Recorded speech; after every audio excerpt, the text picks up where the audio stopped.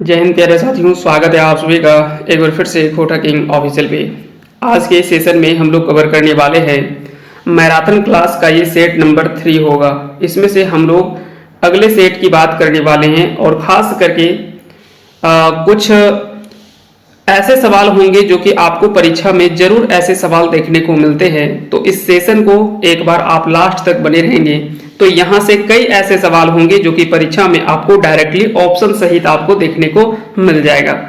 चलिए शुरुआत करते हैं सेशन की। आते हैं पहले सवाल पे। आज का पहला सवाल है, खोटा कौन भाषा परिवार के सदस्य लागे? खोटा किस भाषा परिवार की भाषा है? तो अगर बात करें खोटा की, तो खोटा जो वो आर्य भाषा परिवार की सदस्य है। लेकिन बोलेंगे कि ए.के. झा जी ने तो अनार्य भाषा परिवार का कहा है, तो फिर आप आर्य को कैसे मान रहे आंसर? बोले देखिए, यहाँ पे जब सवाल में पूछे आपसे कि खोटा भाषा ए.के.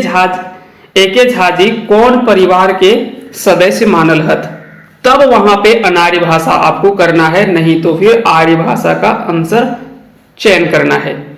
चलिए आगे बढ़ते हैं अगले सवाल पे। अगला सवाल है, हेठ उखरवल भसवन में कौन भाषा आर्य भाषा परिवार के है?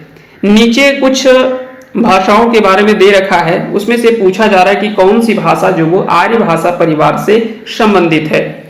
कुड़ुक है, तो कुड़ुक और माल्टो ये तो आपको पता होगा कि ये दोनों जो वो द्रविड़ भाषा परिवार के अंतर्गत आता है, तो ये तो जो हो जाएगा वो द्रविड़ भाषा परिवार के अंतर्गत आएगा। कुड़ुक भी जो है वो द्रविड़ भाषा परिवार के अंतर्गत आता है। और अगर बात करें मुंडारी की, तो ये ऑस्ट्रो एशियाटिक भाषा परिवार या तो फिर कह सकते हैं कि जनजातीय भाषाओं के अंतर्गत आते हैं। तो वहीं खोटा की अगर बात करें तो यह जो वो आर्य भाषा परिवार के अंतर्गत माना जाता है। और आर्य भाषा परिवार को भारोपीय भाषा परिवार भी कहा जाता है, जबकि मुंडारी जो वो ऑस्ट्रो एशियाटिक भाषा परिवार के अंतर्गत आता है। तो इसे अगर यहाँ से पूछा जाए तो ये हो जाएगा ऑस्ट्रो एशियाटिक भाषा परिवार, ऑस्ट्रो एशियाटिक भाषा परिवार, है ना। तो ये आपको याद रखने हैं। अगले सवाल पे आते हैं। अगला सवाल है, कौन ऑस्ट्रिक भाषा परिवार के नाय लागे? इसमें से कौन सा जो वो ऑस्ट्रिक भाषा परिवार से संबंधित नहीं है? तो जितने भी जनजातीय भाषाएं हैं, कुछ भाषाओं को छोड़ करके, जैसे कि कुड़ुक और माल्टो भाषा जो वो सौरिया पहाड़िया और माल पहाड़िया जनजातियों की भाषा है, जिसे हम लोग माल्टो के रूप में जानते हैं। और कुड़ुक भाषा जो वो उरांव जनजाति की भाषा है ना। तो कुड़ुक और माल्टो ये दोनों भाषाओं को छोड़ करके जितनी भी जनजातीय भाषाएं हैं वो सभी ऑस्ट्रिक भाषा परिवार के अंतर्गत आते हैं। और ऑस्ट्रिक भाषा परिवार में हो, खड़िया, मुंडारी, संथाली, है ना, ये सभी भाषाएं जो वो इसके अंतर्गत आते हैं। जबकि खोटा जो है वो एक सदानी भाषा परिवार के अंतर्गत आता है। तो खोटा भाषा यहाँ पे इसका सही आंसर हो जाएगा, क्योंकि खोटा जो वो ऑस्ट्रिक भाषा परिवार का सदस्य नहीं है। अगले सवाल पे आते हैं। अगला सवाल है, कौन भाषा सदानी लागे? इसमें से कौन सी भाषा जो वो सदानी भाषा है? तो यहाँ पे अगर बात करें तो सदानी भाषा परिवार के अंतर्गत 4 भाषाएं आते हैं। कौन कौन सी भाषाएं हैं? तो खोटा, नागपुरी, कुरमाली और एक चौथा है पंचपरगनिया। ये आप जरूर याद रखिएगा। यहाँ से सवाल आपसे पूछा जाए कि इसमें से कौन सी भाषा है जो वो सदानी भाषा परिवार के अंतर्गत आता है या नहीं आता है, तो वहां पे ऐसे में आपको आंसर करना है। इसका आंसर जो हो जाएगा वो डी हो जाएगा, क्योंकि ये सभी भाषाएं जो वो सदानी भाषा परिवार के अंतर्गत आते हैं। ठीक है, तो ये चारों भाषाएं आपको ध्यान रखने हैं। खोटा, नागपुरी, कुरमाली और पंचपरगनिया, ये चारों भाषाएं जो वो सदानी भाषा के अंतर्गत आते हैं। अगला सवाल है कि कौन गैर जनजातीय भाषा लागे? इसमें से कौन सी जो वो गैर जनजातीय भाषाएं हैं? गैर जनजातीय कहने का मतलब क्या है? यानी वो या तो फिर ऑस्ट्रो एशियाटिक भाषा नहीं होगा या द्रविड़ भाषा परिवार के अंतर्गत नहीं आएगा। तो वो कौन सी भाषा हो सकती है? जैसे कि पंचपरगनिया, ये सदानी भाषा है, ये गैर जनजाति की ही भाषा है। खोटा हो गया और नागपुरी हो गया, ये तीनों जो है वो गैर जनजातीय भाषा के अंतर्गत आएंगे। जनजातीय भाषाओं के अंतर्गत कौन कौन सी भाषाएं आएंगी ये हम आपको पहले बता चुके हैं। अगला सवाल है कि द्रविड़ भाषा परिवार के नाय लागे? इसमें से कौन सी भाषा जो वो द्रविड़ भाषा परिवार के अंतर्गत नहीं आएगा? तो देखिए, कुड़ुक और माल्टो ये दोनों जो वो द्रविड़ भाषा परिवार के अंतर्गत आते हैं। कुड़ुख हम बता दिए कि ये उरांव जनजाति की भाषा है। और माल्टो की अगर बात करें तो सौरिया पहाड़िया और माल पहाड़िया जनजातियों की भाषाएं हैं। तो ये दोनों भाषाएं जो वो ये दोनों को मिलाकर के द्रविड़ भाषा परिवार के अंतर्गत माना जाता है। जबकि वहीं अगर बात करें खोठा की, तो खोठा भाषा जो वो द्रविड़ भाषा परिवार के अंतर्गत नहीं, यह सदानी भाषा या गैर जनजातीय भाषाओं के अंतर्गत आते हैं। तो इसका आंसर जो हो जाएगा वो सी हो जाएगा। अगला सवाल है कि कौन जनजातीय भाषा लागे, इसमें से कौन सा जो वो जनजातीय भाषा है। तो जितनी भी जनजातीय भाषाएं हैं वो सभी ऑस्ट्रो एशियाटिक भाषा परिवार के अंतर्गत आते हैं। अब ये बार बार आपको कंफ्यूजन हो रहा है, थोड़ा सा हम इसको स्पष्ट कर देते हैं। जैसे कि पहला हम बात किए कि आर्य भाषा, हम पहला क्या बात किए, आर्य भाषा। आर्य भाषा या भारोपीय भाषा परिवार भी इसे कहा जाता है। इसमें से मुख्य रूप में अगर बात करें आर्य भाषा या भारोपीय भाषा परिवार के अंतर्गत, तो यहाँ पे कौन कौन सी भाषाएं आते हैं। तो झारखंड के संदर्भ में अगर बात करें तो यहाँ पे हम खोठा रखेंगे। हम यहाँ पे केवल झारखंड के संदर्भ में बात कर रहे हैं, है ना। इसमें से आप हिंदी भी रख सकते हैं और भी कई सारी भाषाएं जो वो आर्य भाषा परिवार के अंतर्गत आते हैं, खोठा और हिंदी। लेकिन यहाँ पे झारखंड के संदर्भ में बात कर रहे हैं तो अभी हम केवल उन्हीं चीजों पे फोकस करेंगे। दूसरी भाषा इसमें से आते हैं, वो आते हैं द्रविड़ भाषा परिवार। द्रविड़ भाषा परिवार के अंदर अगर हम बात करें, द्रविड़ भाषा में कौन कौन से आते हैं, तो वो हम बात किए कुड़ुख और माल्टो, कुड़ुख और माल्टो, है ना, कुड़ुख और माल्टो, ये दोनों भाषाएं जो वो इसके अंतर्गत आते हैं। और तीसरी भाषा परिवार का नाम है वो कौन सा है, ऑस्ट्रो एशियाटिक भाषा परिवार। अब देखिए ऑस्ट्रो एशियाटिक भाषा परिवार में सबसे ज्यादा भाषाएं देखने को मिलते हैं, ऑस्ट्रो एशियाटिक भाषा परिवार, ठीक है। इसमें से कौन सी भाषाएं आएंगे, तो इसमें से जितनी भी जनजातीय भाषाएं हैं वो सभी ऑस्ट्रो एशियाटिक भाषा परिवार के अंतर्गत आता है। चौथा भाषा परिवार है चीनी तिब्बती, लेकिन झारखंड में उसका प्रयोग नहीं होता है, इसलिए उसके बारे में हम जिक्र यहाँ पे नहीं करेंगे। तो मुख्य रूप में अगर सवाल यह भी पूछा जाए कि झारखंड में कई गो जनजातीय भाषा कई गो भाषा परिवार के भाषा वैकल्य है, तो याद रखिएगा आर्य भाषा परिवार, द्रविड़ भाषा परिवार और ऑस्ट्रो एशियाटिक भाषा परिवार। ऑस्ट्रो एशियाटिक भाषा परिवार में कौन कौन सी भाषाएं आएंगे, संथाली, संथाली, मुंडारी, मुंडारी, हो और भी कई सारी और भी खड़िया, जितनी भी जनजातीय भाषाएं हैं, है ना, खड़िया इत्यादि जितनी भी जनजातीय भाषाएं हैं वो सभी जनजातीय भाषाएं इसी ऑस्ट्रो एशियाटिक भाषा परिवार के अंतर्गत आती हैं। तो ये सभी चीजें आपको ध्यान रखनी है। अगले सवाल पे आते हैं, तो इसका आंसर हम आपको पहले बता दें, जनजातीय भाषा यहाँ पे हो जाएगा संथाली भाषा। अगला सवाल है कि खोठाई लिखल सही शब्द लागे, इसमें से कौन सा शब्द जो वो खोठा में सही लिखा हुआ है। तो देखिए पृथ्वी ये खोठा में गलत लिखा है, क्योंकि पृथ्वी जो खोठा में लिखा जाएगा वो इस तरह से लिखा जाएगा पृथ्वी, ठीक है, पृथ्वी। वर्ग नहीं लिखा जाएगा, यह भी खोठा में गलत है। वर्ग को हम लोग खोठा में बरग बोलते हैं, है ना, बरग। परजोग ये सही लिखा हुआ है, लेकिन ऐनक ये फिर गलत लिखा हुआ है। ऐनक अगर लिखना होगा तो खोठा में हम लोग ऐसे लिखेंगे। तो इस प्रकार से चीजें आपको ध्यान रखनी है। अगले सवाल पे हम लोग आ जाते हैं, इसका आंसर जो है वो ऑप्शन सी हो जाएगा। अगला सवाल है क्वेश्चन नंबर 9। सवाल पूछा जा रहा है कि खोठाएं गलत लिखल शब्द लागे, कौन सा शब्द जो वो खोठा में गलत लिखा हुआ है।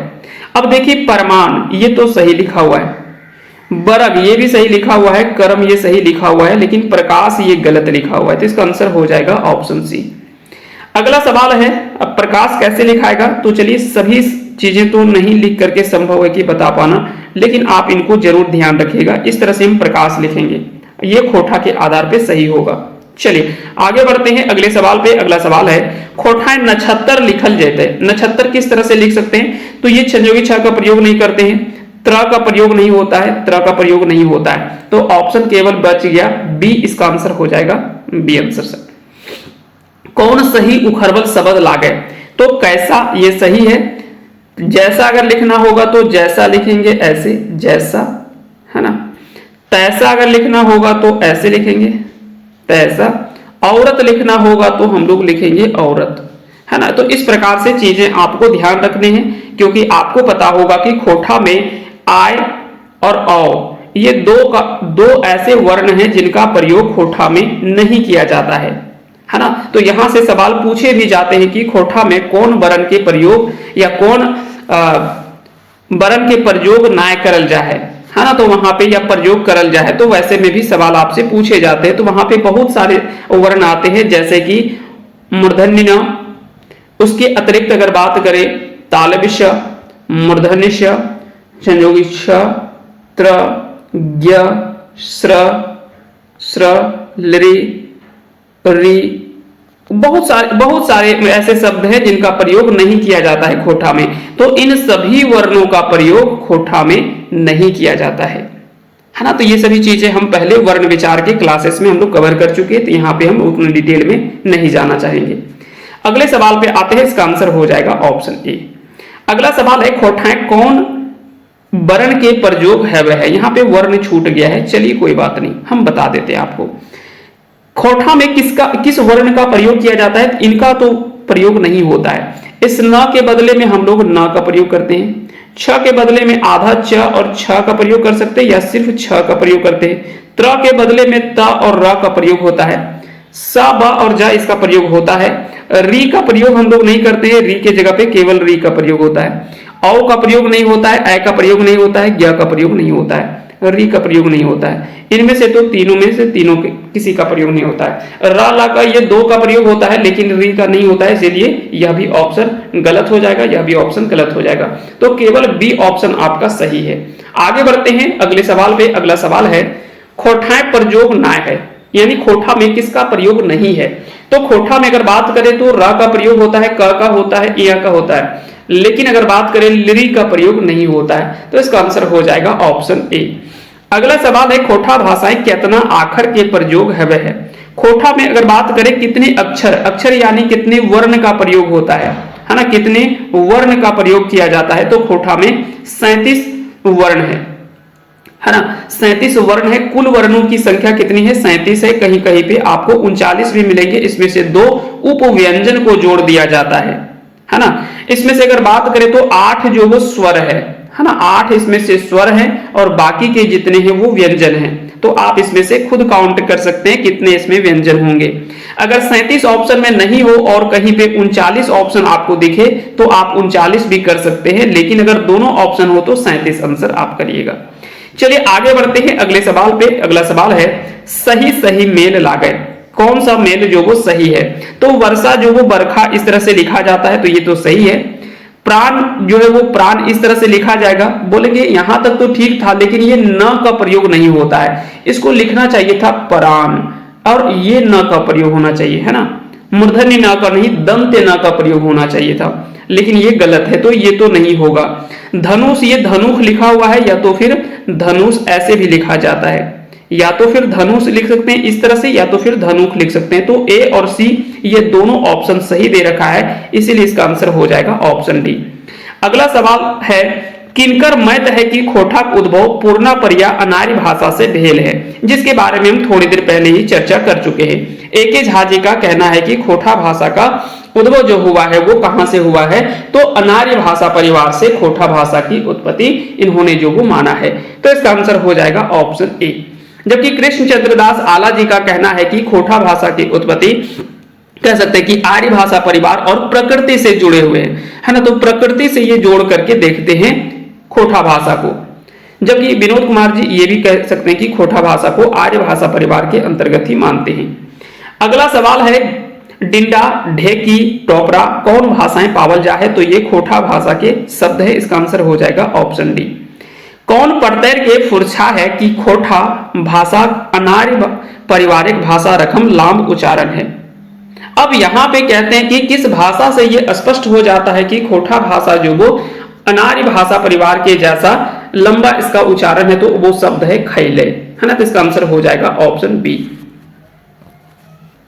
अगले सवाल पे हम लोग आ जाते हैं। अगला इसमें आंसर क्या हो जाएगा, तो आंसर हो जाएगा ऑप्शन बी यानी खैले। चलिए अगला सवाल है कि खोठा भाषा के खोटा कहलहत।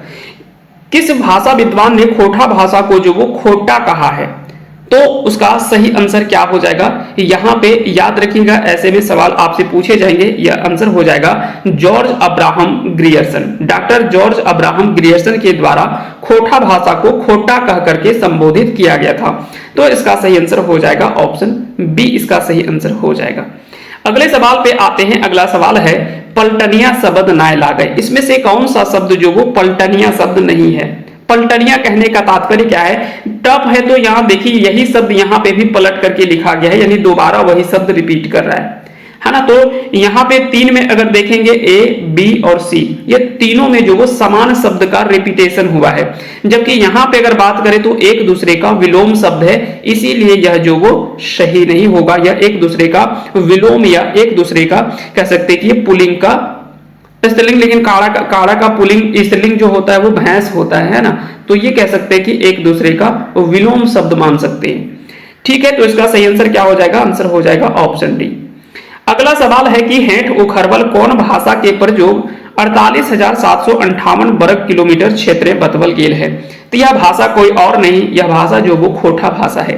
खोटा भाषा को माना गया कि झारखंड के लगभग 48,758 वर्ग किलोमीटर में फैला हुआ है।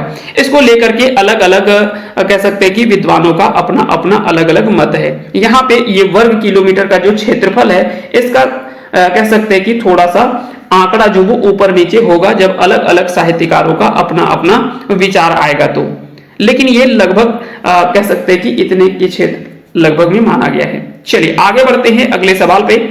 अगला सवाल है यहाँ पे मोटा मोटी झारखंड के कते जिला खोटा के प्रचलन है? अब देखिए मोटा मोटी अगर बात करें तो लगभग झारखंड के तो 15 से 16 जिलों में जो वो खोटा भाषा जो वो बोली जाती है, 15 से 16 जिलों में। अब बोलेंगे अगर कहीं परमंडल हमसे पूछ लिया, अगर जिला ना दे करके अगर यहाँ पे परमंडल पूछ लिया कि लगभग कितने परमंडल में खोटा भाषा जो वो बोली जाती है प्रमुखता से, बोली तो ऐसे पूरे झारखंड में जाती है लेकिन प्रमुखता से अगर बात करें, क्योंकि संथाल में देखिए ज्यादातर जनजातीय भाषाएं चलती है संथाल में, ठीक उसी प्रकार से कोल्हान क्षेत्र में भी उनकी अपनी अपनी भाषा है। तो दो परमंडल तो यहाँ पे कट जाता है, एक तो संथाल परगना वाला एरिया और एक आपका कट जाता है आपका कोल्हान वाला क्षेत्र, है ना, कोल्हान परमंडल। तो ये दो परमंडल जो वो कट जाता है क्योंकि यहाँ पे ज्यादातर जनजातीय भाषाएं जो वो बोली जाती है। जबकि इसके अलावे अगर आप हम लोग बात करें तो पलामू परमंडल, उसके बाद में है उत्तरी छोटा नागपुर और दक्षिणी छोटा नागपुर। ये तीन क्षेत्रों में जो वो खोटा भाषा जो वो प्रमुखता से बोली जाती है। तो तीन प्रमंडल के लगभग 15 से 16 जिलों में खोटा भाषाएं जो वो अधिकता से, है ना, अधिकतम मात्रा में बोली जाती है। जबकि वहीं अगर बात करें हम लोग तो अन्य क्षेत्रों में भी खोटा भाषा का प्रयोग होता है लेकिन काफी कम होता है। चलिए तो इसका आंसर क्या हो जाएगा? आंसर हो जाएगा ऑप्शन सी, यानी 15 से 16 जिलों में बोली जाती है। झारखंड के कुल क्षेत्रफल का कितने भाग में खोटा का प्रचलन है? झारखंड के कुल क्षेत्रफल का कितने भाग में खोटा का प्रचलन है? इसका सही आंसर क्या हो जाएगा? तो इसका आंसर हो जाएगा ऑप्शन सी, यानी 61.16% क्षेत्रों में झारखंड में खोटा का प्रचलन जो वो देखने को मिलता है। क्षेत्रफल हम बता दिए 79,716, है ना, ये लगभग आपका क्षेत्रफल है। इसमें से लगभग 48,000 के आसपास में, है ना, 48,000 के आसपास में जो भी है एग्जैक्ट, लेकिन कम से कम राउंड फिगर अब मान के चलिए कि लगभग 80, अगर मान लें कि 80,000 में 48,000 वर्ग किलोमीटर क्षेत्रों में खोटा भाषाएं अगर बोली जाती है तो ये आप यहां से भी अंदाजा जो वो लगा सकते हैं कि कितने अधिकतम क्षेत्रों में जो वो खोटा भाषा बोली जाती है। क्योंकि दो प्रमंडल बड़ा है, हम पहले बता दिए कि उत्तरी छोटा नागपुर और दक्षिणी छोटा नागपुर, ये दो बड़े प्रमंडल, माफ करिएगा, उत्तरी छोटा नागपुर और संथाल परगना, है ना। यहाँ पे हम पिछले बार में लगता है कि थोड़ा सा मिस्टेक वहां पे हम किए थे, है ना। हम पलामू बताए हैं, इसके अलावा उत्तरी छोटा नागपुर और फिर हम लोग बात किए थे संथाल परगना। ये तीन प्रमंडल में थोड़ा सा पिछले सवाल को थोड़ा सुधार कर लीजिएगा, है ना। संथाल परगना, ये तीन प्रमंडल में खोटा भाषाएं जो वो बोली जाती है, माफ करेंगे, थोड़ा सा इसमें सुधार कर लीजिएगा। पलामू प्रमंडल में कुल कितने जिले हैं? तो 3 जिले हैं। अब देखिए यहाँ पे हालांकि जिलों से सवाल पूछा नहीं जाता है, लेकिन आप जरूर याद रखिएगा कि कहां पे कितने जिले हैं और कितने जिले से, यहां पे इसीलिए तो हम गिन करके आपको बताएं कि 15 से 16 जिलों में जो वो खोटा भाषा बोली जाती है। इसके अलावे पलामू में 3 जिले हो गए, कौन कौन से? गढ़वा, पलामू और लातेहार। फिर उत्तरी छोटा नागपुर में अगर बात करें तो यहाँ पे चतरा, हजारीबाग, कोडरमा, रामगढ़, बोकारो, धनबाद, है ना, और रामगढ़, ये आपका लगभग अगर हम लोग बात करें तो 6 जिले जो है वो कितने 7 जिले जो वो इसमें आ जाएंगे उत्तरी छोटा नागपुर में। और संथाल परगना की अगर बात करें तो देवघर, जामताड़ा, दुमका, गोड्डा, पाकुड़ और एक है साहिबगंज, ये 6 जिले। तो 7 और 6 13 और 3 16, यही 16 जिलों में जो वो खोटा भाषा जो वो प्रमुखता से बोली जाती है। जबकि दक्षिणी छोटा नागपुर और कोल्हान क्षेत्र, यानी कह सकते हैं कि अगर हम लोग मैप से समझे तो इस प्रकार से आप समझ सकते हैं। अगर कहीं मान के चलिए कि अगर कहीं हम लोग झारखंड के मैप की अगर हम लोग बात करें, है ना, यहाँ पे ऐसा नहीं कि आप यहाँ पे ये नहीं बताइएगा कि एग्जैक्ट आपका मैप नहीं बना। यहाँ पे अगर हम लोग बात करें आधा झारखंड को बांट दे तो ऊपर वाला जो हिस्सा है यहाँ पे खोटा प्रमुखता से बोली जाती है, और नीचे जो हो गया दक्षिणी छोटा नागपुर और कोल्हान वाला क्षेत्र है ना, दक्षिणी छोटा नागपुर और कोल्हान वाला क्षेत्र है, यहाँ पे जो वो जनजातीय भाषाएं जो वो मुख्य रूप में बोली जाती है। ये हो गया पलामू प्रमंडल, ये हो गया उत्तरी छोटा नागपुर और ये हो गया आपका संथाल परगना। तो 3 प्रमंडल में जो वो प्रमुखता से खोटा भाषाएं बोली जाती है। जबकि अगर बात करें यहाँ पे तो इतना, अगर कहीं यहाँ पे अगर ऊपर वाला हिस्सा ले ले तो ये हो गया दक्षिणी छोटा नागपुर और नीचे वाला हो गया कोल्हान वाला क्षेत्र। कोल्हान में आपका 3 जिला आता है ना, पश्चिमी सिंहभूम, सरायकेला खरसावां और पूर्वी सिंहभूम, है ना। उसके अलावे ऊपर में अगर बात करें दक्षिणी छोटा नागपुर में तो आपका हो गया लोहरदगा, गुमला, सिमडेगा, खूंटी, रांची, है ना, ये सब जिले जो वो दक्षिणी छोटा नागपुर के अंतर्गत आते हैं। तो इस प्रकार से चीजें आपको ध्यान रखनी है। यहाँ पे इसका आंसर जो हो जाएगा वो ऑप्शन सी इसका सही आंसर हो जाएगा। अगले सवाल पे आते हैं। अगला सवाल है बंगाल और झारखंड सीआरडी क्षेत्र कौन खोटा प्रचलन हवे है। अब देखिए यहाँ पे अगर हम लोग बात करें खोटा भाषा की, खोटा भाषाओं में अगर हम लोग बात करते हैं बंगाल और झारखंड के सीआरडी क्षेत्र में कौन से खोटा का प्रचलन है, तो यहाँ पे सिखरिया खोटा जो वो बोली जाती है। तो इसका आंसर क्या हो जाएगा? आंसर हो जाएगा ऑप्शन बी इसका सही आंसर हो जाएगा। सिखरिया को खासपैलिया खोटा के नाम से भी जाना जाता है ना, सिखरिया को खासपैलिया खोटा के नाम से भी जाना जाता है। अगले सवाल पे आते हैं। अगला सवाल है कि उच्चारण में बंगलक प्रभाव कर विशेषता लागे। उच्चारण में जो वो बंगला का प्रभाव किसकी विशेषता है, तो यह विशेषता जो वो सिखरिया खोटा की विशेषता है, क्योंकि यहाँ पे बंगला का प्रभाव अधिक देखने को मिलता है। अगले सवाल पे आते हैं। अगला सवाल है कौन बेमेल लागे, इसमें से कौन सा सही मेल नहीं है। तो यहाँ पे पटरू का छागर, पचरी का कचरी, ये गलत है। टेढ़ा के बांका, बांका मतलब सीधा हो गया। लेरू के बाछुर, तो ये 3 ऑप्शन तो सही हैं, लेकिन ऑप्शन बी जो वो गलत दे रखा है और आपको बेमेल छांटने के लिए दे रखा है, तो बी हो जाएगा इसका सही आंसर। सिखरिया पहला हवे है। सिखरिया पहला जो वो कितने गंडी का होता है? सिखरिया पहला की अगर बात करें तो यह 18 गंडी का पहला होता है ना। सिखरिया पहला या खास पहलिया कहा जाता है इसे। तो सिखरिया पहला क्या हो गया? यहाँ पे ये एक मापन युक्ति है, जहां पे आपने बचपन में देखा होगा कि माताजी या दादी जी आपके चावल वगैरह जो वो बनाने के पहले पहला में माप करके वो डालती थी, तो उसी को हम लोग पहला कहते हैं। तो ये एक प्रकार का मापन युक्ति है ना, जिससे अनाज वगैरह मापा जाता है। चलिए आगे बढ़ते हैं अगले सवाल पे। ईटा ऊटा कहाँ के खोटा की विशेषता लागे। ईटा ऊटा जो वो खोटा के किस क्षेत्र में बोली जाती है, तो यह गोलवारी खोटा की विशेषता है। इसका आंसर हो जाएगा ऑप्शन बी। अगले सवाल पे आते हैं। अगला सवाल है कहाँ 22 गंडी पहला के प्रचलन है। कहां पे 22 गंडी पहला का प्रचलन है, तो अभी हम बोले कि 18 गंडी का पहला जो होता है वो सिखरिया खोटा, सिखरिया क्षेत्र जो है, सिखरी क्षेत्र जो है उधर जो वो प्रचलन है। जबकि वहीं अगर हम लोग बात करें 22 गंडी के पहले का, तो वो गोलवारी क्षेत्र में है ना, गोला वाला रामगढ़ वाला क्षेत्र जो है वहां पे 22 गंडी पहला का प्रचलन है। तो इसका आंसर हो जाएगा ऑप्शन ए। और अगर सिखरिया में दोनों में याद रखिएगा, गोलवारी 22 और सिखरिया 18, दोनों चीजें आपको ध्यान रखनी। अगला सवाल है कि पलामू जिला आखिरी सीमा तक व्यवहार करल जा है ना, यहाँ पे ये एक्स्ट्रा टाइप हो गया है। चलिए, तो यहां पे अगर बात करें कि पलामू जिला के आखिरी सीमा तक व्यवहार करल खोठा है, तो कौन से खोठा का प्रयोग किया जाता है? तो यहां पे होता है देशवाली खोठा। पलामू प्रमंडल में मुख्य रूप में अगर बात करें तो ये देशवाली खोठा का प्रयोग होता है ना। तो इसका आंसर हो जाएगा ऑप्शन ए, इसका सही आंसर हो जाएगा। चलिए आगे बढ़ते हैं अगले सवाल पे। अगला सवाल है महाप्राणीकृत प्रवृत्ति केकर विशेषता लागे। महाप्राणीकृत प्रवृत्ति केकर विशेषता लागे। तो महाप्राणीकृत प्रवृत्ति जो है वो पारनदिया खोठा में देखने को मिलता है। अब महाप्राणीकृत क्या है, तो अगर यहाँ पे हम डिटेल में जाना चाहेंगे तो थोड़ा सा ये लंबा कह सकते हैं कि क्लास चला जाएगा, तो हम इसमें बहुत ज्यादा डिटेल में नहीं जाएंगे। अल्प प्राण और महाप्राण आपने पढ़ा होगा। अल्प प्राण किसे कहते हैं? तो जिन वर्णों के उच्चारण में कम मुख से कम हवा निकले तो उसे हम लोग अल्प प्राण कहते हैं। प्राण का तात्पर्य यहाँ पे क्या है? तो प्राण का तात्पर्य यहाँ पे हवा से है, मुख से निकलने वाले हवा का है, वायु से है।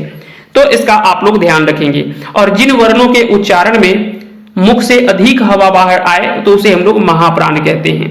तो जैसे कि प्रत्येक वर्ग का पहला, तीसरा और पांचवा, ये तीनों वर्ण जो होता है इसे हम लोग अल्प प्राण कहते हैं, क्योंकि इन तीनों वर्णों का उपयोग जब उच्चारण करेंगे तो मुख से कम हवा निकलेगा।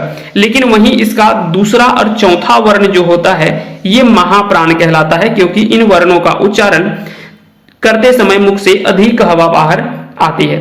तो इसका आंसर क्या हो जाएगा, ये आपको याद रखनी है। अल्प प्राण प्रत्येक वर्ग का पहला, तीसरा और पांचवा वर्ण होता है, जबकि महाप्राण प्रत्येक वर्ग का दूसरा और चौथा वर्ण होता है। जिनके उच्चारण के समय मुख से अधिक हवा निकले वो महाप्राण और अल्प प्राण ये हो गया। इसमें से कई सारे उदाहरण भी हैं, जैसे कि एक उदाहरण हम लोग लेते हैं साग। तो ऐसे तो होता है साग, साग के जगह पे एक लिखा जाता है साग। यहां पे हालांकि ये उदाहरण हो गया अघोष और घोष में, है ना, घोषीकरण और अघोषीकरण भी आपने पढ़ा होगा, तो उसका उदाहरण भी है। इसके अलावे एक सवाल है डॉक्टर से बनता है डॉक्टर, है ना। बहुत ऐसे शब्द हैं जो कि अघोष, घोष, अल्प प्राण, महाप्राण, इसको लेकर के हम डिटेल में पूरा आपको समझाए हुए हैं। तो अगर आपने इन चीजों को अगर आपने अच्छे से पढ़ा है तो ये जरूर आपको पता होंगे। चलिए अगले सवाल पे आते हैं। इसका आंसर क्या हो जाएगा? आंसर हो जाएगा ऑप्शन ए। अगले सवाल पे आते हैं। अगला सवाल है कुछ, अच्छा 31 के नीचे और भी सवाल है। चलिए, हाँ, वो जाय 6 विशेषता लागे केकर। तो देखिए 6 अगर बात करें तो मुख्य रूप में कहां पे बोला जाता है? तो बिहार वाले सीमावर्ती क्षेत्र पे, है ना, बिहार वाले सीमावर्ती क्षेत्र में जो वो 6 का प्रयोग किया जाता है। अब 6 का प्रयोग किस लिए किया जाता है? क्योंकि वहां पे कुछ अन्य भाषाओं का प्रभाव देखने को मिलता है। कौन सी भाषाओं का प्रभाव वहां पे मिलता है?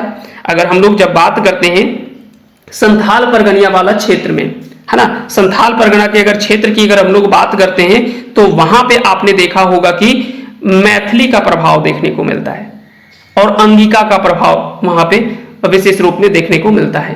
पारनदिया में मगही का प्रभाव रहता है। हर क्षेत्र में जो वो कहीं ना कहीं किसी न किसी भाषा का प्रभाव देखने को मिलता है। तो संथाल परगना वाला खोठा में अगर बात करें तो 6 का प्रयोग किया जाता है, क्योंकि यहाँ पे मैथिली और अंगिका का प्रभाव देखने को मिलता है। अगले सवाल पे आते हैं। यहाँ पे बेमेल छांटने के लिए दे रखा है। ढीढ़ा का मतलब पेट, लेरू का मतलब पठरू, लेरू का मतलब पठरू होता है तो बोलेंगे नहीं, ये तो गलत है। डोका का मतलब मुंह होता है, मोचा का मतलब चेहरा। तो ये 3 ऑप्शन सही है। ऑप्शन बी जो वो गलत दे रखा है और बेमेल यहाँ पे छांटने के लिए दिया हुआ है। अगले सवाल पे आते हैं। अगला सवाल है मेल सही लागे। सही कौन सा मेल है? तो गाछ के गली, खोरी के टुकड़ा, खेचा के प्रति, कोचा के बंद गली। तो इसका आंसर हो जाएगा ऑप्शन डी। डी केवल मेल सही है, बाकी के सारे ऑप्शन गलत हैं। अगले सवाल पे आते हैं क्वेश्चन नंबर 35 पे।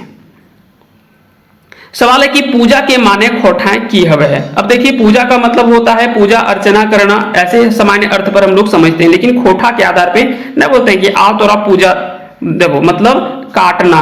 पूजा का मतलब होता है काटना, खोठा के आधार पे। अगले सवाल पे आते हैं। कौन बेमेल लागे? इसमें से कौन सा जो वो एक बेमेल आपको दिख रहा है यहाँ पे? तो देखिए यहां पे इसका सही आंसर जो हो जाएगा वो हो जाएगा ऑप्शन बी, है ना। चलिए आगे बढ़ते हैं। तो यहाँ पे सवाल को देख लीजिएगा, हदरेक बकबक, हिचड़े के छीनना, मस्के मतलब टूटना। तो ये तीन ऑप्शन तो सही हैं, ऑप्शन बी जो को गलत दे रखा है, तो इसका आंसर हो जाएगा ऑप्शन बी। गुचाए के माने की है वह, गाली गुचविक आपने पढ़ा होगा। तो गुचाए मतलब होता है समाप्त करना। इसका आंसर क्या हो जाएगा, आंसर हो जाएगा ऑप्शन ए, इसका सही आंसर हो जाएगा। अब आगे के जितने भी सवाल हैं ये पर्यायवाची शब्द हैं। जैसे कि साड़ी का पर्यायवाची शब्द क्या होगा, तो पर्यायवाची मतलब होता है समानार्थी शब्द, समान शब्द। तो साड़ी को हम लोग लुगा भी कहते हैं, तो इसका आंसर हो जाएगा ऑप्शन बी। अगला सवाल है कि बर्तन के पर्यायवाची, तो बर्तन के पर्यायवाची खाड़ा हो जाते हैं, इसका आंसर हो जाएगा ऑप्शन सी। डोल मतलब बाल्टी होता है, डोल मतलब बाल्टी, है ना। भाड़ा, भाड़ा एक तो भाड़ा होता है किराया को कहते हैं, और एक भांडा मतलब खराब करना, एक भांडा मतलब होता है खराब करना, है ना, ये भी होता है। कोड़ी आपने पढ़ा होगा, पैसा कोड़ी, तो कोड़ी कह सकते हैं कि एक प्रकार की वस्तु के रूप में यहाँ पे होता है। चलिए, और बहुत जो कह सकते हैं कि एकदम न्यूनतम कीमत का होता है, उसी को कहा जाता है कौड़ी। लावतन के पर्यायवाची शब्द छांटा, लावतन का पर्यायवाची शब्द क्या होगा, तो लावतन का पर्यायवाची शब्द होगा नावा और नौतन, तो इसका आंसर हो जाएगा ऑप्शन सी। पुरना मतलब हो गया पुराना। बैंका के पर्यायवाची शब्द छांटा, बैंका का पर्यायवाची शब्द क्या होगा, तो बैंका का पर्यायवाची शब्द ढेबरा और टेढ़ा होगा, है ना। बैंका, बांका या बैंका, बैंका मतलब होता है टेढ़ा, तो ढेबरा का मतलब भी टेढ़ा, और टेढ़ा तो होता ही है ना। तो ये आपको याद रखनी है। चलिए अगले सवाल पे आते हैं हम लोग, क्वेश्चन नंबर 42। खाली के पर्यायवाची शब्द छांटा, खाली का पर्यायवाची शब्द क्या होगा, धोवल, नहीं ये धोवल तो नहीं होगा, है ना। उबछल, उबछल भी नहीं होगा। खंगारल, शोबेगुला। अब देखिए यहां पे अगर देखेंगे तो इसका सही आंसर क्या हो जाएगा, ये तीनों आंसर सही हो जाएगा। केवल धोवल नहीं होगा, केवल ये नहीं होगा, ये नहीं, मतलब तीनों हो जाएगा। इसका सही आंसर क्या हो जाएगा, आंसर हो जाएगा ऑप्शन डी, ठीक है। तो खाली का पर्यायवाची यहां पे क्या हो जाएगा, ऑप्शन डी इसका सही आंसर हो जाएगा। धोवल, उबछल या फिर खंगारल। खाली मतलब क्या हो गया, मतलब यहाँ पे धोया हुआ जो होता है ना, धो करके कपड़ा जब कह सकते हैं धोया हुआ, या कह सकते हैं कि जब कपड़ा धो करके बाहर निकालते हैं उसी को कहा जाता है। अगले सवाल पे आते हैं, माड़ल के पर्यायवाची शब्द छांटा, माड़ल का पर्यायवाची शब्द क्या होगा। अब देखिए माड़ल का पर्यायवाची शब्द अगर कहीं सही अर्थ में अगर देखा जाए तो माड़ल का मतलब होता है स्थापित या निवास करना। नहीं बोलते कि यहाँ पे मार के बैठ गए लोग, मतलब एक जगह पे स्थापित हो जाना, मतलब एकदम आकर के अपना निवास स्थान अपना बना दिया है। तो इसका पर्यायवाची शब्द अगर के देखें तो इसका सही आंसर क्या हो जाएगा, ऐसे तो पसरवल, ओझरायल या तो फिर छितरावल, इसका आंसर हो जाएगा ऑप्शन डी। लेकिन सही अर्थ अगर इसका निकाला जाए तो माड़ल का अर्थ होता है निवासी, है ना, निवासी या निवास करना, क्या हो जाएगा, निवास करना, माड़ल। अगला सवाल है, बदन के पर्यायवाची शब्द छांटा, बदन मतलब हो गया शरीर, तो शरीर, देह, गात, ये सभी जो वो शरीर का ही पर्यायवाची है। टुकड़ा के पर्यायवाची शब्द क्या होगा, तो टोना और खेचा ये दोनों होता है, इसका आंसर हो जाएगा सी। राजी के विलोम शब्द, राजी मतलब क्या हो गया, मतलब स्वीकार करना, है ना, राजी मतलब खुशी या स्वीकार करना, तो इसका उल्टा क्या हो जाएगा, नाराज, तो इसका आंसर हो जाएगा ऑप्शन ए, इसका सही आंसर हो जाएगा। अब हम लोग आगे बात करेंगे विलोम शब्द का, यानी उल्टा शब्द का, है ना। अब यहाँ पे हम लोग उल्टे शब्द की बात कर रहे हैं, पर्यायवाची हम लोग खत्म कर चुके हैं। चलिए आगे बढ़ते हैं अगले सवाल पे। अगला सवाल है, अखन के विलोम, अखन के विलोम मतलब उल्टा, अखन के विलोम क्या हो जाएगा, अखन के तखन, अखन का उल्टा क्या हो जाएगा, तखन। अखन मतलब अभी और तखन मतलब तब, है ना, तो अब और तब का उल्टा तब होगा, है ना। पखन मतलब हो गया पत्थर, ताताताही मतलब वर्तमान, ताताताही मतलब वर्तमान, तो अखन और ताताताही ये दोनों समान शब्द हैं, है ना, इसीलिए इसका आंसर जो हो जाएगा वो ए हो जाएगा। अस्कस के विलोम शब्द छांटा, अस्कस, अस्कस शब्द का विलोम क्या होगा, है ना। तो कुछ ऐसे शब्द होंगे जो कि आपको समझने होंगे। अस्कस मतलब होता है नहीं बोलते कि एकदम लोग बड़ी अस्कस लग रहे, मतलब एकदम शरीर में पूरा टाइट है, मतलब कह सकते हैं कि थोड़ा फैला हुआ नहीं है, तो इसका उल्टा क्या हो जाएगा, हाइल फैल, हाइल फैल मतलब एकदम थोड़ा फैला हुआ कपड़ा है तो अच्छा लगता है ना। रात को लोग कहते हैं कि हाइल फैल कपड़ा पहन के सूते जाए ताकि शरीर मतलब अच्छे से आरामदेह हो, शरीर को आराम मिले। और एक अस्कस कपड़ा मतलब एकदम पहन लिए पूरा ना इधर चलते बन रहा है, ना उधर चलते बन रहा है, ना हाथ उठाते बन रहा है, तो वो क्या हो गया, असकस लगता है, तो उसी को कहते हैं ना, जिससे कि थोड़ा असुविधा महसूस हो। चलिए आगे बढ़ते हैं अगले सवाल पे। सांकर का उल्टा क्या होता है? सांकर का मतलब होता है, सांकर का मतलब होता है संकीर्ण, संकीर्ण, ठीक है, संकीर्ण। पातर मतलब क्या हो गया, पतला, पतला।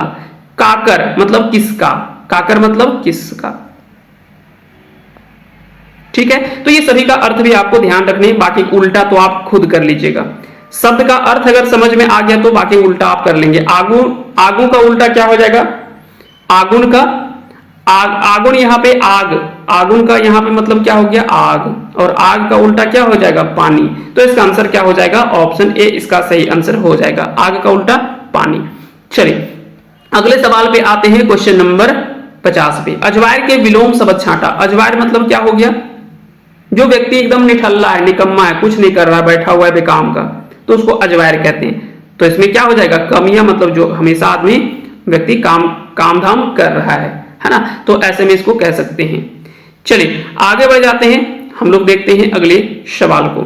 अगला सवाल यहाँ पे हम लोग देखेंगे, कोंचा के विलोम शब्द छांटा। कोंचा का विलोम क्या हो जाएगा, कोंचा मतलब क्या होता है, संकीर्ण जगह, है ना, जहां पे एकदम कम जगह हो, ठीक है। तो इसका उल्टा क्या हो जाएगा, इसका उल्टा हो जाएगा ओसार। ढांगा ओसार क्षेत्र, मतलब ढांगा ओसार मतलब क्या हो गया, थोड़ा सा चौड़ा वाला क्षेत्र, और ये हो गया। और कोंचा मतलब क्या हो गया, संकीर्ण गली, एकदम गली पतला वाला गली है तो उसको हम लोग कोंचा कहते हैं ना। बोलते कि कोंचा में कहां आ गए, मतलब एकदम संकीर्ण पतली गली में हम लोग कहां आ गए। तो और ओसार मतलब हो गया ढांगा ओसार क्षेत्र। घर में भी आपने ओसरा और ढाबा सुना होगा, है ना, ओसरा ढाबा ये आपने सुना होगा। तो ओसरा होता है जो घर का थोड़ा सा बड़ा वाला क्षेत्र होता है। चलिए आगे बढ़ते हैं, ओसरा भीतर आपने सुना होगा। अगले सवाल पे आते हैं। अगला सवाल है, मांझे के विलोम शब्द छांटा। मांझे का उल्टा क्या हो जाएगा, है ना, मांझे का उल्टा क्या हो जाएगा, यहाँ पे धायरे हो जाएगा, मांझे के धायरे। बीचे, तो ये तो मांझे का मतलब ये होगा, मध्य का मतलब ये भी समान शब्द हो गया। आगू का उल्टा पाछू होता है ना, तो अगर पाछू का उल्टा पूछता तो आगू होता है। चलिए अगले सवाल पे आते हैं। अगला सवाल है, गुचविक विलोम शब्द। तो गुचविक मतलब समाप्त करना, तो इसका उल्टा क्या हो जाएगा, शुरुआत करना। तो ओझरवेग, सुलझवेग, खियावेग, पछारे। तो इसका सही आंसर क्या हो जाएगा, इसका आंसर हो जाएगा ऑप्शन ए ओझरवेग। एक होता है गुचवेग मतलब समाप्त करना, समेट उमेट करके धर दो, गुचवेग या समाप्त कर देना, और ओझरवेग मतलब ये फिर से शुरुआत कर देना, है ना। तो ये एक दूसरे का, हालांकि गुचवेग उल्टा होता है, कह सकते हैं कि उता सूता। उता सूता मतलब होता है शुरुआत करना, है ना, उसके शुरुआत करना। तो इसका गुचवेग उल्टा वो हो सकता है, वो भी शब्द हो सकता है। तो एक शब्द के कई शब्द लिए जा सकते हैं, है ना। गुमनमुहा के विलोम की हते। तो गुमनमुहा का हो जाएगा फदराहा। गुमनमुहा मतलब जो चुपचाप रहता है, और फदराहा मतलब जो बोलते रहता है ना। तो इसका आंसर हो जाएगा ऑप्शन सी। अगला सवाल है कि भूलवल के विलोम शब्द की हते। भूलवल, भूलवल का उल्टा शब्द क्या हो जाएगा, तो भूलवल का उल्टा शब्द हो जाएगा पावल। भूलवल का उल्टा क्या हो जाएगा, जैसे कि हम 5% भूलवल ही हो, हम 5% पावल ही हो। तो दोनों में अंतर आपको समझ में आ गया, एक दूसरे के विलोम है। अगला सवाल है कि थाम के विलोम। थाम का विलोम क्या हो जाएगा, जो। थाम मतलब रुक, और जो मतलब जाओ। तो इसका आंसर क्या हो जाएगा, ऑप्शन ए इसका सही आंसर हो जाएगा। अगले सवाल पे आते हैं। अगला सवाल है, परपन के विलोम शब्द छांटा। परपन मतलब क्या होता है, परपन मतलब ऐसे तो निकम्मा, बेकार, है ना, या तो फिर कह सकते हैं कि नकली होता है। तो इसका उल्टा क्या हो जाएगा, घिन घिन हो जाएगा। तो इसका आंसर हो जाएगा ऑप्शन सी इसका सही आंसर हो जाएगा। अगले सवाल पे आते हैं, बदरी के विलोम शब्द छांटा। बदरी, बदरी मतलब बादल। बादल का विलोम शब्द क्या हो जाएगा, बदली का विलोम हो जाएगा फहक, मतलब साफ सुथरा। बादल का उल्टा क्या हो जाएगा, साफ, है ना। फहक मतलब हो गया साफ सुथरा, जब मौसम साफ होता है तो। अगला सवाल है, ठड़ुआक विलोम शब्द छांटा। ठड़ुआक, ठड़ुआक मतलब खड़ा होना। तो इसका उल्टा क्या हो जाएगा, बैसेक। इसका आंसर हो जाएगा सी। संगरवेक विलोम शब्द छांटा। संगरवेक उल्टा शब्द क्या होगा, तो संगरवेक उल्टा क्या हो जाएगा, छितरवेक। संगरवेक मतलब जमा करना, और छितरवेक मतलब फैलाना। ये दोनों में अंतर आपको पता चल गया होगा। उसरवेक मतलब शुरुआत करना, है ना, या सहयोग करना, ठीक है। उसके बाद में क्षुलर्विक क्रिया, क्षुलर्विक आपने एक शब्द सुना होगा, प्रेरणार्थक शब्द होते हैं ये। और हदके मतलब लहरना। अगला सवाल है पठरु के विलोम शब्द छांटा। पठरु का विलोम क्या होगा? पठरु का विलोम हो जाएगा पठियर। पठरु का विलोम हो जाएगा पठियर। तो इसका आंसर हो जाएगा ऑप्शन ए, इसका जो वो सही आंसर हो जाएगा। चलिए आगे बढ़ते हैं अगले सवाल पे। सांड के विलोम शब्द छांटा। सांड का विलोम शब्द क्या होगा? तो सांड का विलोम शब्द क्या हो जाएगा? गाय हो जाएगा, है ना। सांड का ऐसे साढ़ीन भी अगर ऑप्शन में हो, साढ़ीन भी हो सकता है ना, साढ़ीन भी हो सकता है। ठीक है, सांड का साढ़ीन भी ऑप्शन में अगर रहा तो ये भी हो सकता है। गाय का उल्टा क्या हो गया? तो बैल हो गया। बाछा का उल्टा क्या हो गया? फेटाइन हो गया। बाछा का उल्टा फेटाइन हो गया। बाछा का उल्टा फेटाइन हो गया। पठरू का उल्टा छगड़ी हो गया। चलिए आगे बढ़ते हैं अगले सवाल पे। और काड़ा का उल्टा भैंस हो गया। पांठा के विलोम छगरी। पांठा के विलोम छगरी। तो इसका हालांकि यहाँ पे ऑप्शन इससे भी अच्छा ऑप्शन है, पाठी दे रखा है ना। तो यहाँ पे अगर पाठी नहीं होता ऑप्शन में तब हम लोग क्या करते? छगरी लगा सकते थे, लेकिन पाठी यहाँ पे उससे भी अच्छा आंसर माना जाएगा, पाठा का पाठी। तो ये आपका सही आंसर हो जाएगा। ठीक है, चलिए आगे बढ़ते हैं अगले सवाल पे। अगला सवाल है फेटाइन के विलोम शब्द छांटा। फेटाइन मतलब होता है बाछी, है ना। फेटाइन मतलब होता है बाछी। तो बाछी का उल्टा क्या हो जाएगा? लेरू। लेरू को बाछा कहा जाता है ना। लेरू हो गया, जिसको हम लोग बाछा कहते हैं। तो इसका आंसर हो जाएगा ऑप्शन ए, इसका सही आंसर हो जाएगा। अगला सवाल है औसार के विलोम शब्द छांटा। ढांगा औसार, तो अभी हम थोड़ी देर पहले ही इसकी चर्चा किए थे। तो ढांगा औसार इसका होता है मतलब विस्तृत क्षेत्र। तो इसका उल्टा क्या हो जाएगा? क्योंकि यहाँ पे आपको उल्टा पूछा जा रहा है, तो ऐसे तो इसका उल्टा जो होना चाहिए, ऐसे निगार दिया है यहाँ पे ऑप्शन पे, लेकिन इसका और अच्छा आंसर हो सकता था खाट खूंट, है ना। खाट खूंट। खाट खूंट मतलब हो गया छोटा, या और ओसार मतलब हो गया विस्तृत क्षेत्र में। ठीक है, या तो और दो शब्द आपने और पढ़ा होगा, है ना। दो तरह के शब्द आपने पढ़े होंगे, है ना। खेतों के संदर्भ में भी बात किया जाता है। जब नहीं बोलते कि कई बार दो तरह के शब्द वहां पे मिलते हैं। एक कि हमर बड़का गो खेत हो, तो बड़का गो खेत के लिए एक शब्द का प्रयोग किया जाता है ना। एक बड़े खेत के लिए एक शब्द का प्रयोग किया जाता है, जिसको हम लोग बोलते हैं डाबर। क्या बोलते हैं? डाबर। तो ये बड़ा खेत होता है, जिसको हम लोग डाबर कहते हैं। ठीक है, और एक होता है टोपरा। टोपरा मतलब क्या हो गया? छोटा खेत हो गया, उसको टोपरा कहा जाता है। डाबर मतलब हो गया बड़ा खेत। तो खेतों के संदर्भ में भी ये दोनों शब्द का प्रयोग किया जाता है। चलिए अगले सवाल पे आते हैं। अगला सवाल है, अगला सवाल यहां पे पूछा गया थुलथुल के विलोम शब्द छांटा। थुलथुल का विलोम शब्द क्या होगा?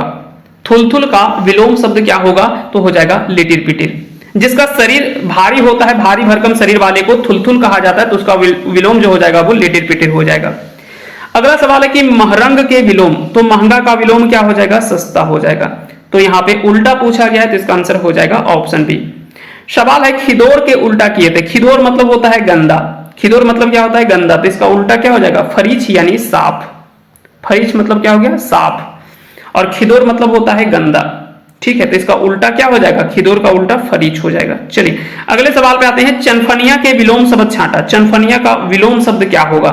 तो देखिए चनफनिया मतलब होता है चनफनिया, चेठगर मतलब तेज व्यक्ति। और इसका उल्टा क्या हो जाएगा? हेंजा मोरा। इसका उल्टा क्या हो जाएगा? हेंजा मोरा यानी चेतना से शून्य। तो 69 का आंसर क्या हो जाएगा? आंसर हो जाएगा ऑप्शन ए, इसका सही आंसर हो जाएगा। कांचल के उल्टा की हते। कांचल के विलोम, तो कांचल का उल्टा हो जाएगा एक मिनट। कांचल का उल्टा क्या हो जाएगा? कांचल का उल्टा हो जाएगा चीकट। कांचल मतलब हो गया साफ। कांचल का उल्टा क्या हो गया? साफ, है ना। तो चीकट मतलब क्या होता है? गंदा। चीकट ना बोलते कि एकदम चिकटाए गेल हो इस सड़िया, तो मतलब गंदा हो गया है। तो साफ करना उसी को कांचल, यानी कपड़ों को धोना उसी को कहते हैं कांचना। अगला सवाल है बनबनिया के विलोम शब्द। बनबनिया मतलब क्या हो गया? बनबनिया मतलब जो आग लहरा हुआ होता है, उसी का उल्टा हो जाएगा मिझाइल। अगला सवाल है फाका के विलोम शब्द छांटा। फाका के विलोम शब्द की हते। फाका के विलोम शब्द की हते। तो फाका का विलोम शब्द हो जाएगा घेरल। फाका मतलब खुला और घेरल मतलब घेरा हुआ, है ना। न बोलते कि यहाँ पे कुछ रोपल हो, अगर घेर दी, यहाँ फाका हो, छगरी पठरू घुस जीतो, तो मतलब फाका मतलब हो गया खुला वाला क्षेत्र। यहाँ पे मान के चलिए कि इस तरह से ये पूरा क्षेत्र बना हुआ है, लेकिन यहाँ पे इतना जो वो खाली है, इतना यहाँ पे क्या है, खाली है। तो इसको बोलते हैं कि घेर दें। तो यहाँ पे क्या किया कि इसको घेर दिया गया ताकि यहाँ पे कुछ घुसे नहीं, है ना। तो इसी को कहते हैं घेरल। अगले सवाल पे आते हैं। अगला सवाल है जकर बहु मोर गेले ओकरा की कहल जाए। तो उसको कहा जाता है रंडुआ, है ना। उसको क्या कहा जाता है, रंडुआ। और जिसके पति मर जाते हैं उसको विधवा कहा जाता है, या तो विधवा को रानी भी कहा जाता है ना। रानी शब्द का प्रयोग होता है, ठीक है। इसके अलावे और भी मसोमायत शब्द का भी प्रयोग किया जाता है ना। मसोमायत शब्द का भी प्रयोग होता है यहाँ पे, ठीक है। तो इन चीजों को आपको ध्यान रखने हैं। अगले सवाल पे आते हैं। अगला सवाल है बेमेल शब्द छाटा कौन सा मेल नहीं है। जे मर्द हिंदे के बात हुंदे करे है ओकरा कूटना कहल जाए। सही बात है, जो इधर का बात उधर करे उसको कूटना कहा जाता है।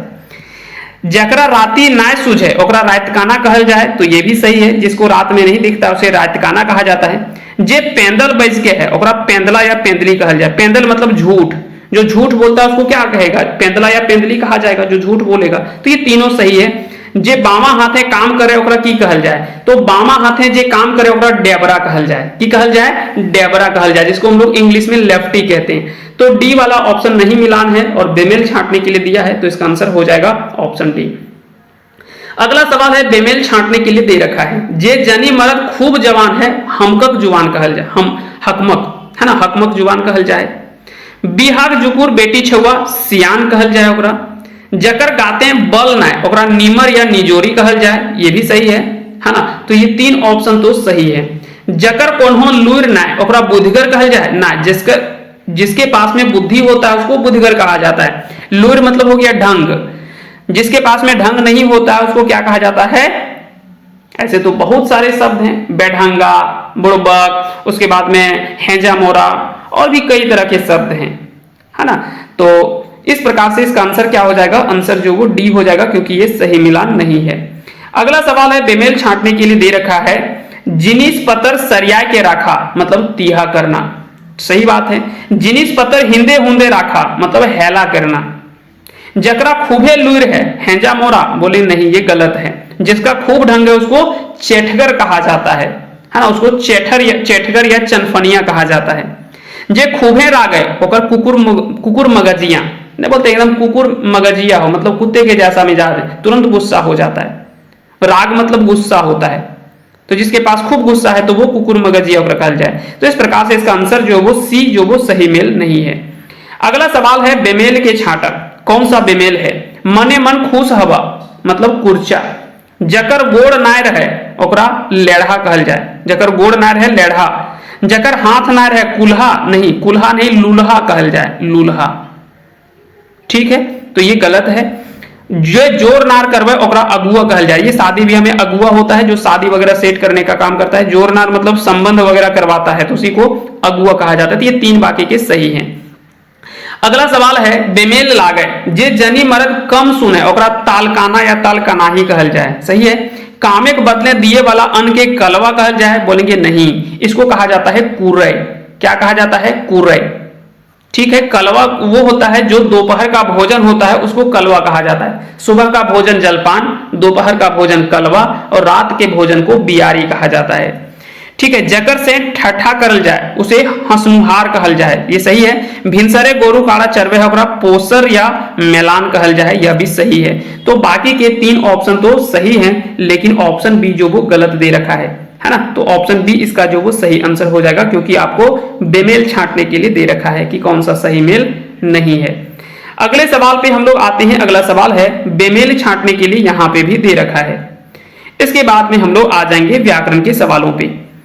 जे जनी मर्द खूबे बैस के है ओकरा कहल जाए निमन मुहा। जे जनी मर्द खूबे बैस के है या तनी चिकना चिकना करके बोलता है उसको नीमन मुहा कहल जाए, या बढ़िया बढ़िया से बोलता है उसको नीमन मुहा कहते हैं, है ना।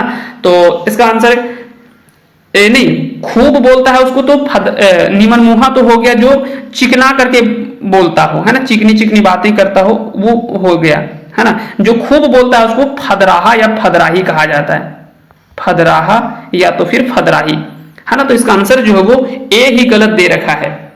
जे दुइयो बाट रहे हिंदे ना होंदे ओकरा लुड़फुटका कहल जाए। हाँ, लुड़फुटका कहल जाए, लुड़फुटका। जे बिहा भेल भेल बेटी छुआ गिदर ना भेल है, मतलब वैसी लड़की जिसका विवाह तो हो गया है लेकिन बच्चा नहीं हुआ है, उसको डेंगुआ बेटी छुआ या डेंगुआ बेटी छुआ नहीं बोलते कि कर्मा में आपने पढ़ा होगा कर्म निबंध में कि डेंगुआ बेटी छुआ सब अपन नहर आवो थी ससुराल से कर्म परम मनावे ले। तो डेंगुआ बेटी छुआ मतलब वैसी लड़की जिसका विवाह हो गया है लेकिन उसके बच्चे नहीं है, उसको डेंगुआ बेटी छुआ कहा जाता है। जे बैज के ना पारे ओकरा कोका कहल जाए। तो ये तीनों ऑप्शन तो सही है, लेकिन ऑप्शन ए जो वो गलत दे रखा है ना। जो खूब बोलता है उसको क्या कहा जाता है, फदराहा या फदराही या लबरमुहा या लबरमुही, है ना। तो इस प्रकार से जो वो बोला जाता है। चलिए अगले सवाल पे आते हैं। अब हम लोग आ जाते हैं व्याकरण पे। व्यक्तिवाचक संज्ञा लागे, इसमें से कौन सा व्यक्तिवाचक संज्ञा है, तो खोठा जो वो व्यक्तिवाचक संज्ञा है, नदी जातिवाचक है, पहाड़ जातिवाचक है, टुंगरी जातिवाचक संज्ञा है। अगले सवाल पे आते हैं। अगला सवाल है संज्ञा के भेद है। संज्ञा के कुल कितने भेद हैं, तो 5 भेद हैं। जातिवाचक, व्यक्तिवाचक, भाववाचक, द्रव्यवाचक जिसको चीज वस्तुवाचक, और समूहवाचक जिसको हम लोग गोठवाचक कहते हैं। तो 5 भेद है संज्ञा के। अगला सवाल है पेठिया कौन संज्ञा लागे, तो पेठिया बाजार, पेठिया मतलब होता है बाजार, और बाजार में भीड़ भाड़ है तो यहाँ पे गोठवाचक संज्ञा का ये उदाहरण हो जाएगा। सनसनी और कनकनी ये कौन संज्ञा के लागे, तो ये सभी जो दोनों है वो भाववाचक संज्ञा का उदाहरण होगा। आपन से बने वाला सब भाववाचक संज्ञा की है तो अपनौती या अपनवल, तो इसका आंसर हो जाएगा ऑप्शन सी यानी 1 और 2 दोनों। तो 84 का आंसर क्या हो जाएगा, आंसर हो जाएगा ऑप्शन सी इसका सही आंसर हो जाएगा। आगे हम लोग बढ़ते हैं, अगले सवाल पे हम लोग आते हैं। अगले सवाल को देखते हैं। अगला सवाल है बेमेल है, इसमें से कौन सा सही मेल नहीं है, तो एतवार जो वो व्यक्तिवाचक संज्ञा है, बोलेंगे एतवार व्यक्तिवाचक संज्ञा है बिल्कुल। दिन अगर बात करें तो जातिवाचक संज्ञा है, लेकिन उसमें दिन में कोई खास दिन की चर्चा हो तो वो व्यक्तिवाचक या खास बोधक संज्ञा होता है। स्कूल गोठवाचक संज्ञा है, बोलेंगे हाँ ये सही है, तो ऑप्शन ए भी सही है, बी भी सही है। डांगर बेगटवाचक संज्ञा है, बोलेंगे नहीं ये जातिवाचक संज्ञा है, ये जातिवाचक संज्ञा है। सुंदराही ये भाववाचक संज्ञा है। तो 3 तो सही है लेकिन सी वाला गलत दे रखा है, तो इसका आंसर क्या हो जाएगा, सी हो जाएगा। चलिए अगले सवाल पे आते हैं। अगला सवाल है चौकला कौन संज्ञा लागे, चौकला मतलब हो गया बोकला, बोकला मतलब ये द्रव्यवाचक संज्ञा के अंतर्गत आते हैं, है ना। तो इसका आंसर क्या हो जाएगा, आंसर हो जाएगा ऑप्शन ए। जहां पे चीज वस्तु की बात की जाए, कोई वस्तु की बात की जाए तो वो क्या कहलाता है, चीज वस्तुवाचक या द्रव्यवाचक संज्ञा कहलाता है। साथ ही साथ में चीज वस्तुवाचक संज्ञा उसे कहते हैं जो जिसे मापा या तौला जा सकता है, या तो फिर कह सकते हैं कि जितने भी द्रव पदार्थ है, ठोस हैं और गैस, ठोस द्रव गैस तीनों आते हैं इसमें से, जैसे कि बर्फ, हीरा, सोना, चांदी, तांबा, ये जितने भी पदार्थ वगैरह हैं, उसके बाद में कोयला, ठीक है, जितने भी ये चावल, धान, आटा, गेहूं, ये जितना भी ये सभी क्या आ जाएगा, चीज वस्तुवाचक संज्ञा के अंतर्गत आते हैं। उसके अतिरिक्त गैस में भी जैसे हवा, पानी, तेल, दूध, घी, जितने भी तरल पदार्थ हैं, तरल पदार्थों को भी हम लोग चीज वस्तुवाचक संज्ञा के उदाहरण के रूप में हम लोग रखते हैं। अगला सवाल है जोगरूढ़ के पट्टर बतावा। जोगरूढ़ का शब्द यहाँ ये संज्ञा के भी 3 भेद को यहाँ पे हम लोग देखते हैं। ऐसे भाषा को 3 आधार पे, इसको रचना के आधार पे 3 भागों में बांटा गया है, रूढ़, यौगिक और योग रूढ़। योग रूढ़ में सामान्यतः अगर आपने बहुब्रीहि समास के उदाहरण पढ़े होंगे तो वो जितने भी सवाल होते हैं, बहुब्रीहि समास के जितने भी उदाहरण होते हैं वो सभी योग रूढ़ के भी उदाहरण होते हैं। तो इसका आंसर हो जाएगा ऑप्शन डी। अगला सवाल है यौगिक लागे। यौगिक शब्द यहाँ पे क्या हो जाएगा, तो विद्यालय और मधुशाला, इसका आंसर हो जाएगा ऑप्शन डी। अगला सवाल है रूढ़ शब्द लागे। रूढ़ शब्द को मूल शब्द भी कहा जाता है, तो रूढ़ शब्द यहाँ पे हो जाएगा मधु, है ना, मधु। हालांकि खोठा में मधु को मौध लिखा जाता है, मधु को मौध लिखा जाता है इस प्रकार से खोठा में। अगले सवाल पे आते हैं। अगला सवाल है खोठे सर्वनाम के भेद है। खोठा में सर्वनाम के कुल कितने भेद हैं, खोठा में सर्वनाम के कुल कितने भेद हैं, तो 6 भेद हैं। हाँ, खोठा में सर्वनाम के कितने भेद हैं, तो 6 भेद हैं। अगला सवाल है कि आबगा या निश्चयवाचक सर्वनाम का उदाहरण कौन सा है, तो निश्चयवाचक इनखर और उनखर ये हो जाएगा निश्चयवाचक। हाम अर्थों ये पुरुषवाचक सर्वनाम का उदाहरण है ना। कानियर या तैकर, कानियर या के की ये तो सवालवाचक सर्वनाम का उदाहरण हो गया, है ना। बाकी के ये रीतिवाचक सर्वनाम विशेषण आपने पढ़ा होगा किस तरह से, मतलब कानियर या यहाँ पे तो जैकर तैकर, जेकर तेकर हो गया, वो संबंधवाचक हो गया, यहां पे थोड़ा मिक्स किया हुआ है ये, है ना, ऑप्शन पे। नार जोर या नाता गोता वाचक सर्वनाम लागे, तो नाता गोता मतलब जिससे एक दूसरे से संबंध स्थापित हो, जेकर तेकर जिनकर, तो इसका आंसर हो जाएगा 92 का ऑप्शन ए इसका सही आंसर हो जाएगा।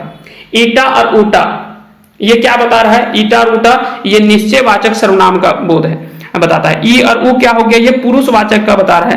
का नियर या का तेर, तो ये क्या स्थिति का बोध करा रहा है ना, ये रीतिवाचक आपने पढ़ा होगा, है ना, रीतिवाचक क्रिया विशेषण में भी आपने पढ़ा होगा, विशेषण में भी आपने पढ़ा होगा, तो उसके उदाहरण ये सभी हैं, ठीक है। या तो कई बार सवालवाचक सर्वनाम में भी कुछ ऐसे शब्दों का प्रयोग किया जाता है। अगले सवाल पे आते हैं। अगला सवाल है हुआ कोन्हो नाय भेंटले, यहाँ पे कोन्हो की लागे, तो वहां पे कोन्हो नाय भेंटले मतलब कुछ नहीं मिला, तो वो अनठेकारवाचक सर्वनाम का उदाहरण हो गया। अगला सवाल है पुरुषवाचक या व्यगतवाचक सर्वनाम के कितना भेद है, तो 3 भेद हैं। उत्तम पुरुष, मध्यम पुरुष और अन्य पुरुष, ये 3 भेद हैं पुरुषवाचक सर्वनाम के। अगला सवाल है कोठाएं कारक के कई गो भेद बांटल गेल है, तो के कितने खंधे बांटल गेल है, तो 8 भेद में कारक को जो वो बांटा गया है। लाए लागिन खातिर केकर विभक्ति चिन्ह लागे, तो ये संप्रदान कारक का विभक्ति चिन्ह है जो हम पहले बता चुके हैं। अगला सवाल है ओहे कहले में विभक्ति की लागे, तो ओहे कहले यहाँ पे विभक्ति चिन्ह कौन सा हो जाएगा, तो यहाँ पे हो जाएगा कर्ता का। अगला सवाल है कि हाँ मैं मोहन के कहलिए, तो मोहन के कहलिए मतलब यहाँ पे कर्म कारक का विभक्ति चिन्ह लग रहा है। तोहरे डाकलथुन, यहाँ पे कौन सा विभक्ति लगा हुआ है, तो ओ विभक्ति लगा हुआ है। तोहरो डाकलथुन मतलब बुलाया, आपको भी बुलाए हैं, ठीक है, तो यहाँ पे ओ विभक्ति चिन्ह लगा हुआ है। अगले सवाल पे आते हैं, क्वेश्चन नंबर 100। सोहन ऊपर ले झांप दे ले, अब देखिए यहाँ पे ऊपर से झांप दिया, तो ये अलगाव का बोध हो रहा है। जहां पे अलगाव का बोध होता हो या एक दूसरे से तुलना किया जाता हो, तो वो अपादान कारक के अंतर्गत आते हैं। कौन वाक्य से संबंध कारक के टबान भेंटा है, किस वाक्य से संबंध कारक का पता चलता है हमें, तो परक धन, है ना, परक धन मतलब दूसरे का धन, तो इसका सही आंसर क्या हो जाएगा, ए हो जाएगा। सोटाएं सोटले मतलब सोटा से सोटले, यहाँ पे करण कारक है, यहाँ पे कौन सा कारक है, करण कारक है। गाछ ले गिरले, यहाँ पे अपादान कारक है, यहाँ पे क्या है, अपादान कारक है। और पढ़ेक लागिन, यहाँ पे लाए लागिन खातिर है, तो ये हो जाएगा संप्रदान कारक, ये हो जाएगा संप्रदान कारक। और ये परेक धन क्या हो जाएगा, संबंध कारक का सही आंसर हो जाएगा। अगला सवाल है कि पेटेक चलते की नाय करे पारे में, यहाँ पे चलते की है, तो पेटेक चलते मतलब जिस उद्देश्य से हम उस क्रिया को करते हैं वो क्या कहलाता है, संप्रदान कारक कहलाता है। पेटेक लेल, पेटेक खातिर, नहीं बोलते हैं कि पेटेक खातिर की नाय करे परे है, या पेटेक लेल की नाय करे पारे, या पेटेक चलते, तो ले लाए लागिन चलते, ये सभी जो वो संप्रदान कारक का विभक्ति चिन्ह है। अगले सवाल पे आते हैं। अगला सवाल है दामोदर में दामोदर के कारक लागे, दामोदर के, तो दामोदर के यहाँ पे क्या हो जाएगा, इसका आंसर हो जाएगा कर्म कारक। एगे नूनी कौन कारक लागे, तो यहाँ पे कौन सा कारक हो जाएगा, इसमें से कोई नहीं हो जाएगा, क्योंकि यहाँ पे संबोधन कारक का विभक्ति चिन्ह लगा हुआ है। एगे, एगो, एहो, अरे, हे, तो ये सभी जो वो संबोधन कारक के विभक्ति चिन्ह लगे हुए हैं। विशेषण के खोठाएं कई वो खंधाएं बांटल गेल है, तो विशेषण के कुल कितने भेद हैं, 4 भेद हैं, जो कि इसको 4 खंडों में बांटा गया है ना, तो 4 खंधाएं बांटल गेल है, तो इसका आंसर हो जाएगा ऑप्शन ए। अगला सवाल है ओकर अंगा पुराण है, यहाँ पे विशेषण किस प्रकार का विशेषण है, तो ये गुणवाचक विशेषण है, इसका आंसर हो जाएगा ऑप्शन ए। यहाँ पे गुण किस प्रकार से हो सकता है, रूप के आधार पे, रंग के आधार पे, गुण के आधार पे, ये सभी के आधार पे अगर उसकी विशेषता बतलाई जाए तो उसे गुणवाचक विशेषण कहते हैं। जहां पे संख्यात्मक रूप में अगर उसका बोध बताया जाए तो वो संख्यावाचक विशेषण हो गया। जहां पे मात्रात्मक रूप में अगर बताया जाए तो वो परिमाणवाचक हो गया। और जहां पे सर्वनाम के, है ना, सर्वनाम के जगह पे अगर कहीं वो विशेषण के रूप में प्रयोग किया जाए और वो संज्ञा के बदले में आकर के, तो उसे हम लोग सर्वनामिक विशेषण भी कहते हैं। तो ये सभी चीजें आपको ध्यान रखनी है, ये 4 भेद भी आपको याद रखने हैं। अगला सवाल है गुणवाचक विशेषण के प्रत्यय नाय लागे, गुणवाचक विशेषण का कौन सा उदाहरण नहीं है, तो देखिए गोरका, ये गुण बताया जा रहा है किसके आधार पर, रंग के आधार पर। भूखल, ये भी एक गुण बताया जा रहा है। कनकनी, तो ये तीनों जो वो किसी ना किसी आधार पर उसके गुण को बताया जा रहा है ना, जबकि 7 पहला ये मात्रा को बता रहा है। तो इसका आंसर जो वो डी गलत है ना, तो इसका आंसर हो जाएगा ऑप्शन डी। अगला सवाल है अनिश्चित परिमाण के न्याय बतवे।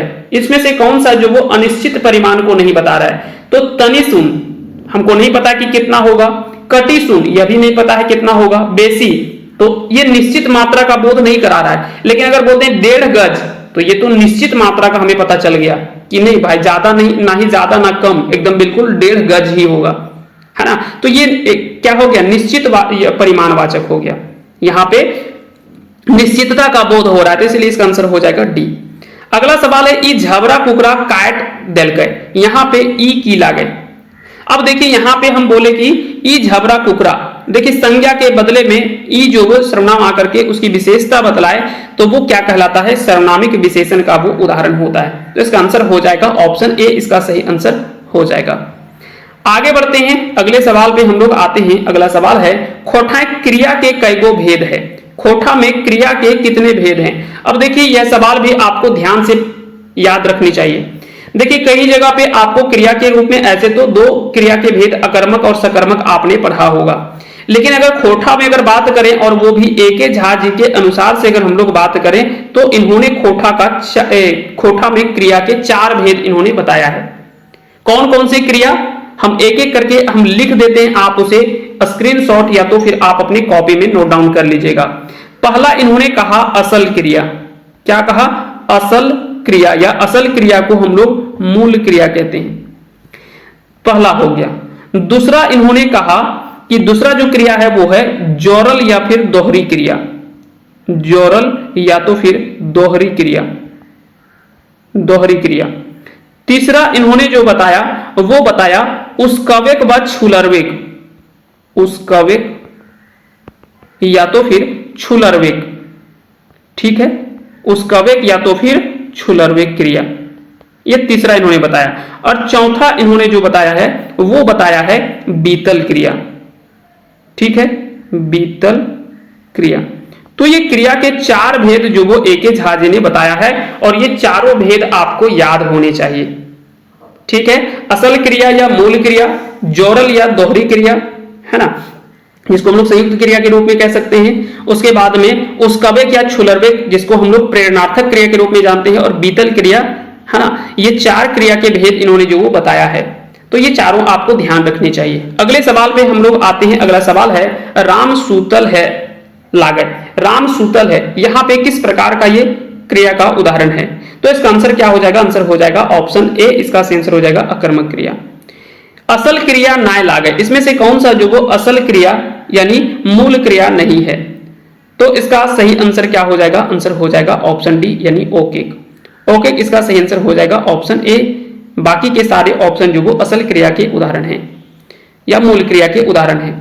उस्कवेक व छुलरवेक क्रिया लागे, इसमें से कौन सा जो वो उस्कवेक और छुलरवेक क्रिया लागे? तो यहां पे क्या हो जाएगा इसका सही आंसर? तो इसका आंसर हो जाएगा ऑप्शन ए रंधवाविक। अब देखिए रंधवाविक ये दरअसल है क्या? इसको हम लोग प्रेरणार्थक क्रिया के रूप में भी हम लोग जानते हैं, यानी व्यक्ति खुद ना काम करके, है ना, दूसरे से वो क्रिया संपन्न करवा रहा है ना, या तो दूसरे व्यक्ति को प्रेरित कर रहा है उस कार्य को करने के लिए, तो उसी को हम लोग प्रेरणार्थक क्रिया के रूप में जानते हैं। तो रंधवाविक मतलब वो व्यक्ति खुद नहीं कर रहा है, दूसरे से मतलब काम करवाने के लिए प्रेरणा दे रहा है। तो इसका आंसर हो जाएगा ऑप्शन ए। चलिए अगले सवाल पे आते हैं, क्वेश्चन नंबर 114। गायर के पटतैर लागे। गायर के मतलब यहां पे क्या हो गया? ये हो गया बीतल क्रिया। इसका आंसर क्या हो जाएगा? बीतल क्रिया। इसका आंसर हो जाएगा सी। काल बतवैया क्रिया विशेषण लागे, इसमें से कौन सा जो वो काल बतवैया क्रिया विशेषण का उदाहरण है? काल बतवैया मतलब क्या हो गया? जो समय का बोध करा रहा हो, जैसे कि अबरी बछर, झलफल, पौर, ये सभी क्या है? समय का ही तो बोध करा रहा है। समय के आधार पे क्रिया की विशेषता बतलाई जाए तो वो क्या कहलाता है? काल बोधक या कालवाचक क्रिया विशेषण कहलाता है। अगले सवाल पे आते हैं। अगला सवाल है जगह बतवैया क्रिया विशेषण लागे। जगह बतवैया क्रिया विशेषण कौन सा है? तो हिया, ओहेठीन, भीरू, ये सभी जो वो स्थानवाचक या जगह बतवैया क्रिया विशेषण के उदाहरण हैं। तो इसका आंसर हो जाएगा ऑप्शन डी। अगला सवाल है रीतेक क्रिया विशेषण लागे। रीतेक मतलब रीत की क्रिया वो कैसे हो रहा है ना। जैसे कि हम लोग चार यहाँ चीज यहाँ पे पढ़ते हैं कि कब हुआ तो वो काल बतवैया हुआ, कहां हुआ तो वो स्थान बोधक बताता है, कैसे हुआ तो वो रीतिवाचक होता है ना, कैसे हुआ, ठीक है। कब हुआ ये काल बोधक हो गया, कहां हुआ ये स्थान बोधक हो गया है ना, या ठाव बोधक या जगह बोधक। कैसे हुआ तो ये रीति बतवैया क्रिया विशेषण हो गया है ना, रीति बोधक क्रिया विशेषण हो गया। और कितना हुआ, कोई भी क्रिया कितना हुआ इसकी विशेषता बतलाए तो ये हम लोग बताते हैं परिमाण बोधक है ना, परिमाण बोधक क्रिया विशेषण। तो ये चार चीज हम लोग यहां से पढ़ते हैं और इसी चार चीज को अगर आपने याद रख लिया तो क्रिया विशेषण के सवाल आप गलती नहीं करेंगे। चलिए आगे बढ़ जाते हैं हम लोग अगले सवाल पे। तो इसका सही आंसर क्या हो जाएगा, रीतिक बताइए मतलब झटपट और गते। ये क्रिया कैसे हो रहा है, झटपट हो गया या तो फिर गते गते हुआ। तो ये क्या बता रहा है कि क्रिया वो कैसे हुआ, तो इसका आंसर हो जाएगा ऑप्शन सी। अगला सवाल है कि मात्रावाचक क्रिया विशेषण नाय लागे। इसमें से कौन सा जो वो मात्रावाचक क्रिया विशेषण नहीं है, तो रिचि मतलब थोड़ा सा, तनिको मतलब थोड़ा सा, गोटे मतलब पूरा। तो ये तीनों तो बता रहा है लेकिन डी ऑप्शन जो वो गलत है। अगला सवाल है जगह बतवैया क्रिया विशेषण नाय लागे, यानी कौन सा जो वो स्थान बोधक क्रिया विशेषण नहीं है। तो कौन ठीन जगह का बता रहा है, जे ठीन, उ दिगे, ये तीनों तो बता रहा है। कतनो क्या है, ये मात्रा का बोध करा रहा है। ये क्या बता रहा है, मात्रा का बोध करा रहा है। चलिए तो 119 का आंसर क्या हो जाएगा, डी हो जाएगा। वर्तमान काल के भेद है। काल की अगर बात करें तो काल के कुल 3 भेद हैं, भूतकाल, वर्तमान काल और भविष्यत काल। यानी जो क्रिया पहले हो चुका है, जो क्रिया वर्तमान में हो रहा है और जो क्रिया आगे होगा। जैसे कि हम अभी आपको 150 सवाल करने वाले हैं, तो 150 में क्या है कि 119 सवाल हम आपको करा चुके हैं। तो वो 119 सवाल जो होगा वो भूतकाल में हो गया, क्योंकि वो हम पहले आपको बता चुके हैं। अभी जो हम पढ़ा रहे हैं जैसे कि 120 वाला और 121 वाला, ये 2 सवाल हम आपको पढ़ा रहे हैं, तो ये वर्तमान काल में आएगा है ना। तो 120 और 121 जो है ये वर्तमान काल में आएगा, क्योंकि अभी इसके बारे में हम लोग चर्चा कर रहे हैं। और आगे 121 से आगे जो वो 122 से लेकर के 150 तक के जो सवाल हम लोग देखेंगे वो हम लोग भविष्य में आगे बात करेंगे है ना। तो क्या पता इसके बाद में क्लास बंद हो जाए या आप नहीं सुने या और भी बहुत कुछ हो सकता है। तो भविष्य के बारे में नहीं पता कि भविष्य में क्या हो सकता है आगे। तो ये 3 प्रकार के भेद हम लोग करते हैं काल के आधार पे, ठीक है। लेकिन उसमें भी अगर कहीं बात करें तो वर्तमान काल को भी फिर 4 भागों में बांटा गया है।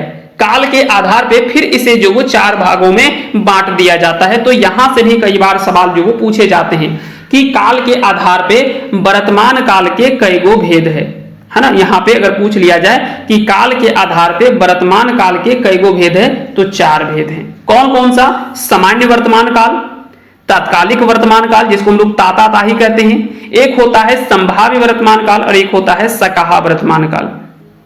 भूतकाल की अगर बात करें तो भूतकाल के कितने भेद हैं, 6 भेद हैं है ना। भूतकाल के 6 भेद हैं। कौन कौन सा, सामान्य भूतकाल, नजीके भूतकाल, पूरा भूतकाल, अधपूर्वा भूतकाल, सकाहा भूतकाल और एक होता है हेतु मत भूतकाल। तो 6 भेद है। ठीक उसी प्रकार से भविष्य काल में भी है ना, भविष्यत काल में भी 4 होते हैं, सामान्य भविष्यत काल, ताताताही भविष्यत काल, संभाव्य भविष्यत काल और हेतु मत भविष्यत काल, ठीक है। तो अगर बात करें भविष्य काल में भी है ना, भविष्यत या भविष्य काल में भी 4 भेद होते हैं। तो ये भी आपको ध्यान रखने हैं। चलिए आगे बढ़ते हैं। तो इसका सही आंसर आपको हम बता दिए, वर्तमान का 4 और भूतकाल का 6। चलिए अगले सवाल पे आते हैं। अगला सवाल है यहाँ पे, हम पढ़ लिए यहाँ पे कौन सा काल का उदाहरण है। तो हम पढ़ लिए मतलब पढ़ लिए हैं है ना, वो क्रिया जो वो संपन्न हो चुका है। तो ये क्या हो गया, पूर्ण भूतकाल। हम पढ़ लो ये सामान्य भूतकाल का है। हम पढ़तली लेकिन ना पढ़ ली, तो ये क्या हो गया, हेतु मत भूतकाल। मतलब वो क्रिया किए होते पिछले में लेकिन किसी कारणवश वो क्रिया नहीं हो पाया, उसी को हम लोग हेतु मत भूतकाल कहते हैं। सकाहा भूतकाल मतलब वो बीते समय में क्रिया हुआ या नहीं हुआ उसमें हमें संदेह उत्पन्न होता है।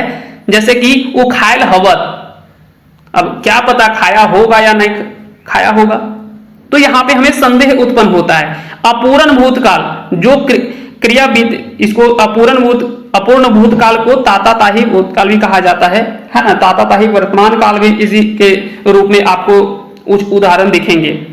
तो यहां पे क्या है कि भूतकाल में वैसे जो क्रिया पहले से चली आ रही है लेकिन वो समाप्त नहीं हुआ है, उसको हम लोग अपूर्ण भूतकाल के अंतर्गत रखते हैं। चलिए आगे बढ़ते हैं अगले सवाल पे। अगला सवाल है औखिन पढ़ रहल हथिन। औखिन पढ़ रहल हथिन यहाँ पे किस प्रकार का उदाहरण है, किस काल का उदाहरण है? तो इसको हम लोग अपूर्ण वर्तमान काल कहेंगे या इसे ताताताही या तत्कालिक वर्तमान काल के उदाहरण कहेंगे, क्योंकि ये क्रिया अभी चल ही रहा है। औखिन पढ़ रहल हथिन मतलब वो क्रिया खत्म नहीं हुआ है ना। और कुछ इसी प्रकार का उदाहरण आपको अपूर्ण भूतकाल के सवालों में भी ऐसा ही कुछ उदाहरण आपको देखने को मिलेगा। ठीक है, चलिए अगले सवाल पे आते हैं। अगला सवाल है सकाहा भूतकाल के पटतैर लागे। इसमें से कौन सा जो वो सकाहा भूतकाल, मतलब संदेह उत्पन्न हो रहा है कि हम पढ़ल होबो, कि हम पढ़े होंगे। अब पढ़े थे या नहीं, यहां पे संदेह उत्पन्न हो रहा है, तो यहां पे इसका आंसर हो जाएगा सकाहा भूतकाल।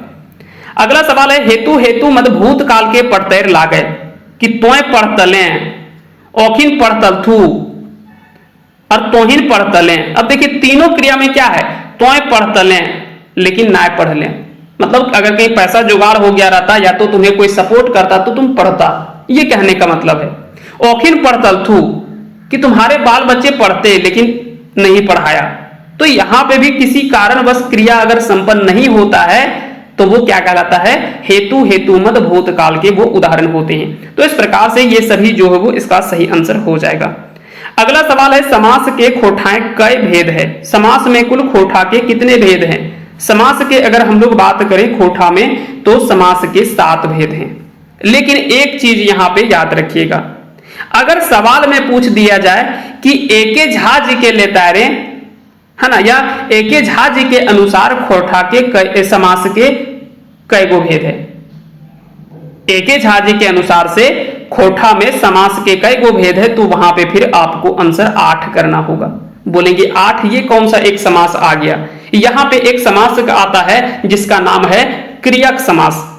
कौन सा समास है? यहां पे एक आता है क्रिया का समास, क्रियक समास। और क्रिया का समास जो होता है इसमें से मूल रूप में कैसे शब्द आपको देखने को मिलेंगे? छगरी चरवा, घोड़ नचवा, झुमरिया, करमैती, ऐटंगवा, मरखड़, गोड़ार, गनगनिया, गुड़गुड़ी, बहुत ऐसे शब्द हैं। वहां पे आपको एक चीज खास दिखेगा कि वहां पे क्रिया करने वाला एक व्यक्ति आपको नजर आ रहा है। छगरी चरवा मतलब छगरी चराने वाला, घोड़ नचवा मतलब घोड़क नाच नाचे वाला, झुमरिया मतलब झूमर खेले वाला। तो क्रिया करने वाला व्यक्ति एक उपस्थित होता है, इसे उपपद भी कहा जाता है ना, इसे उपपद के रूप में भी जाना जाता है ना। तो ये चीजें आपको ध्यान रखने हैं। तो अगर एके झा जी के अनुसार से पूछे तो फिर 8 भेद करिएगा, नहीं तो फिर 7 भेद करिएगा। 7 भेद में आपका नए समास जो वो ऐड है ना, नए समास जो वो हम लोग इसमें जोड़ करके बता रहे हैं, है ना, नए समास इसमें से जुड़ा हुआ है। चलिए आगे बढ़ते हैं अगले सवाल पे। सगर घरी कौन समास है? सगर घरी कौन समास है?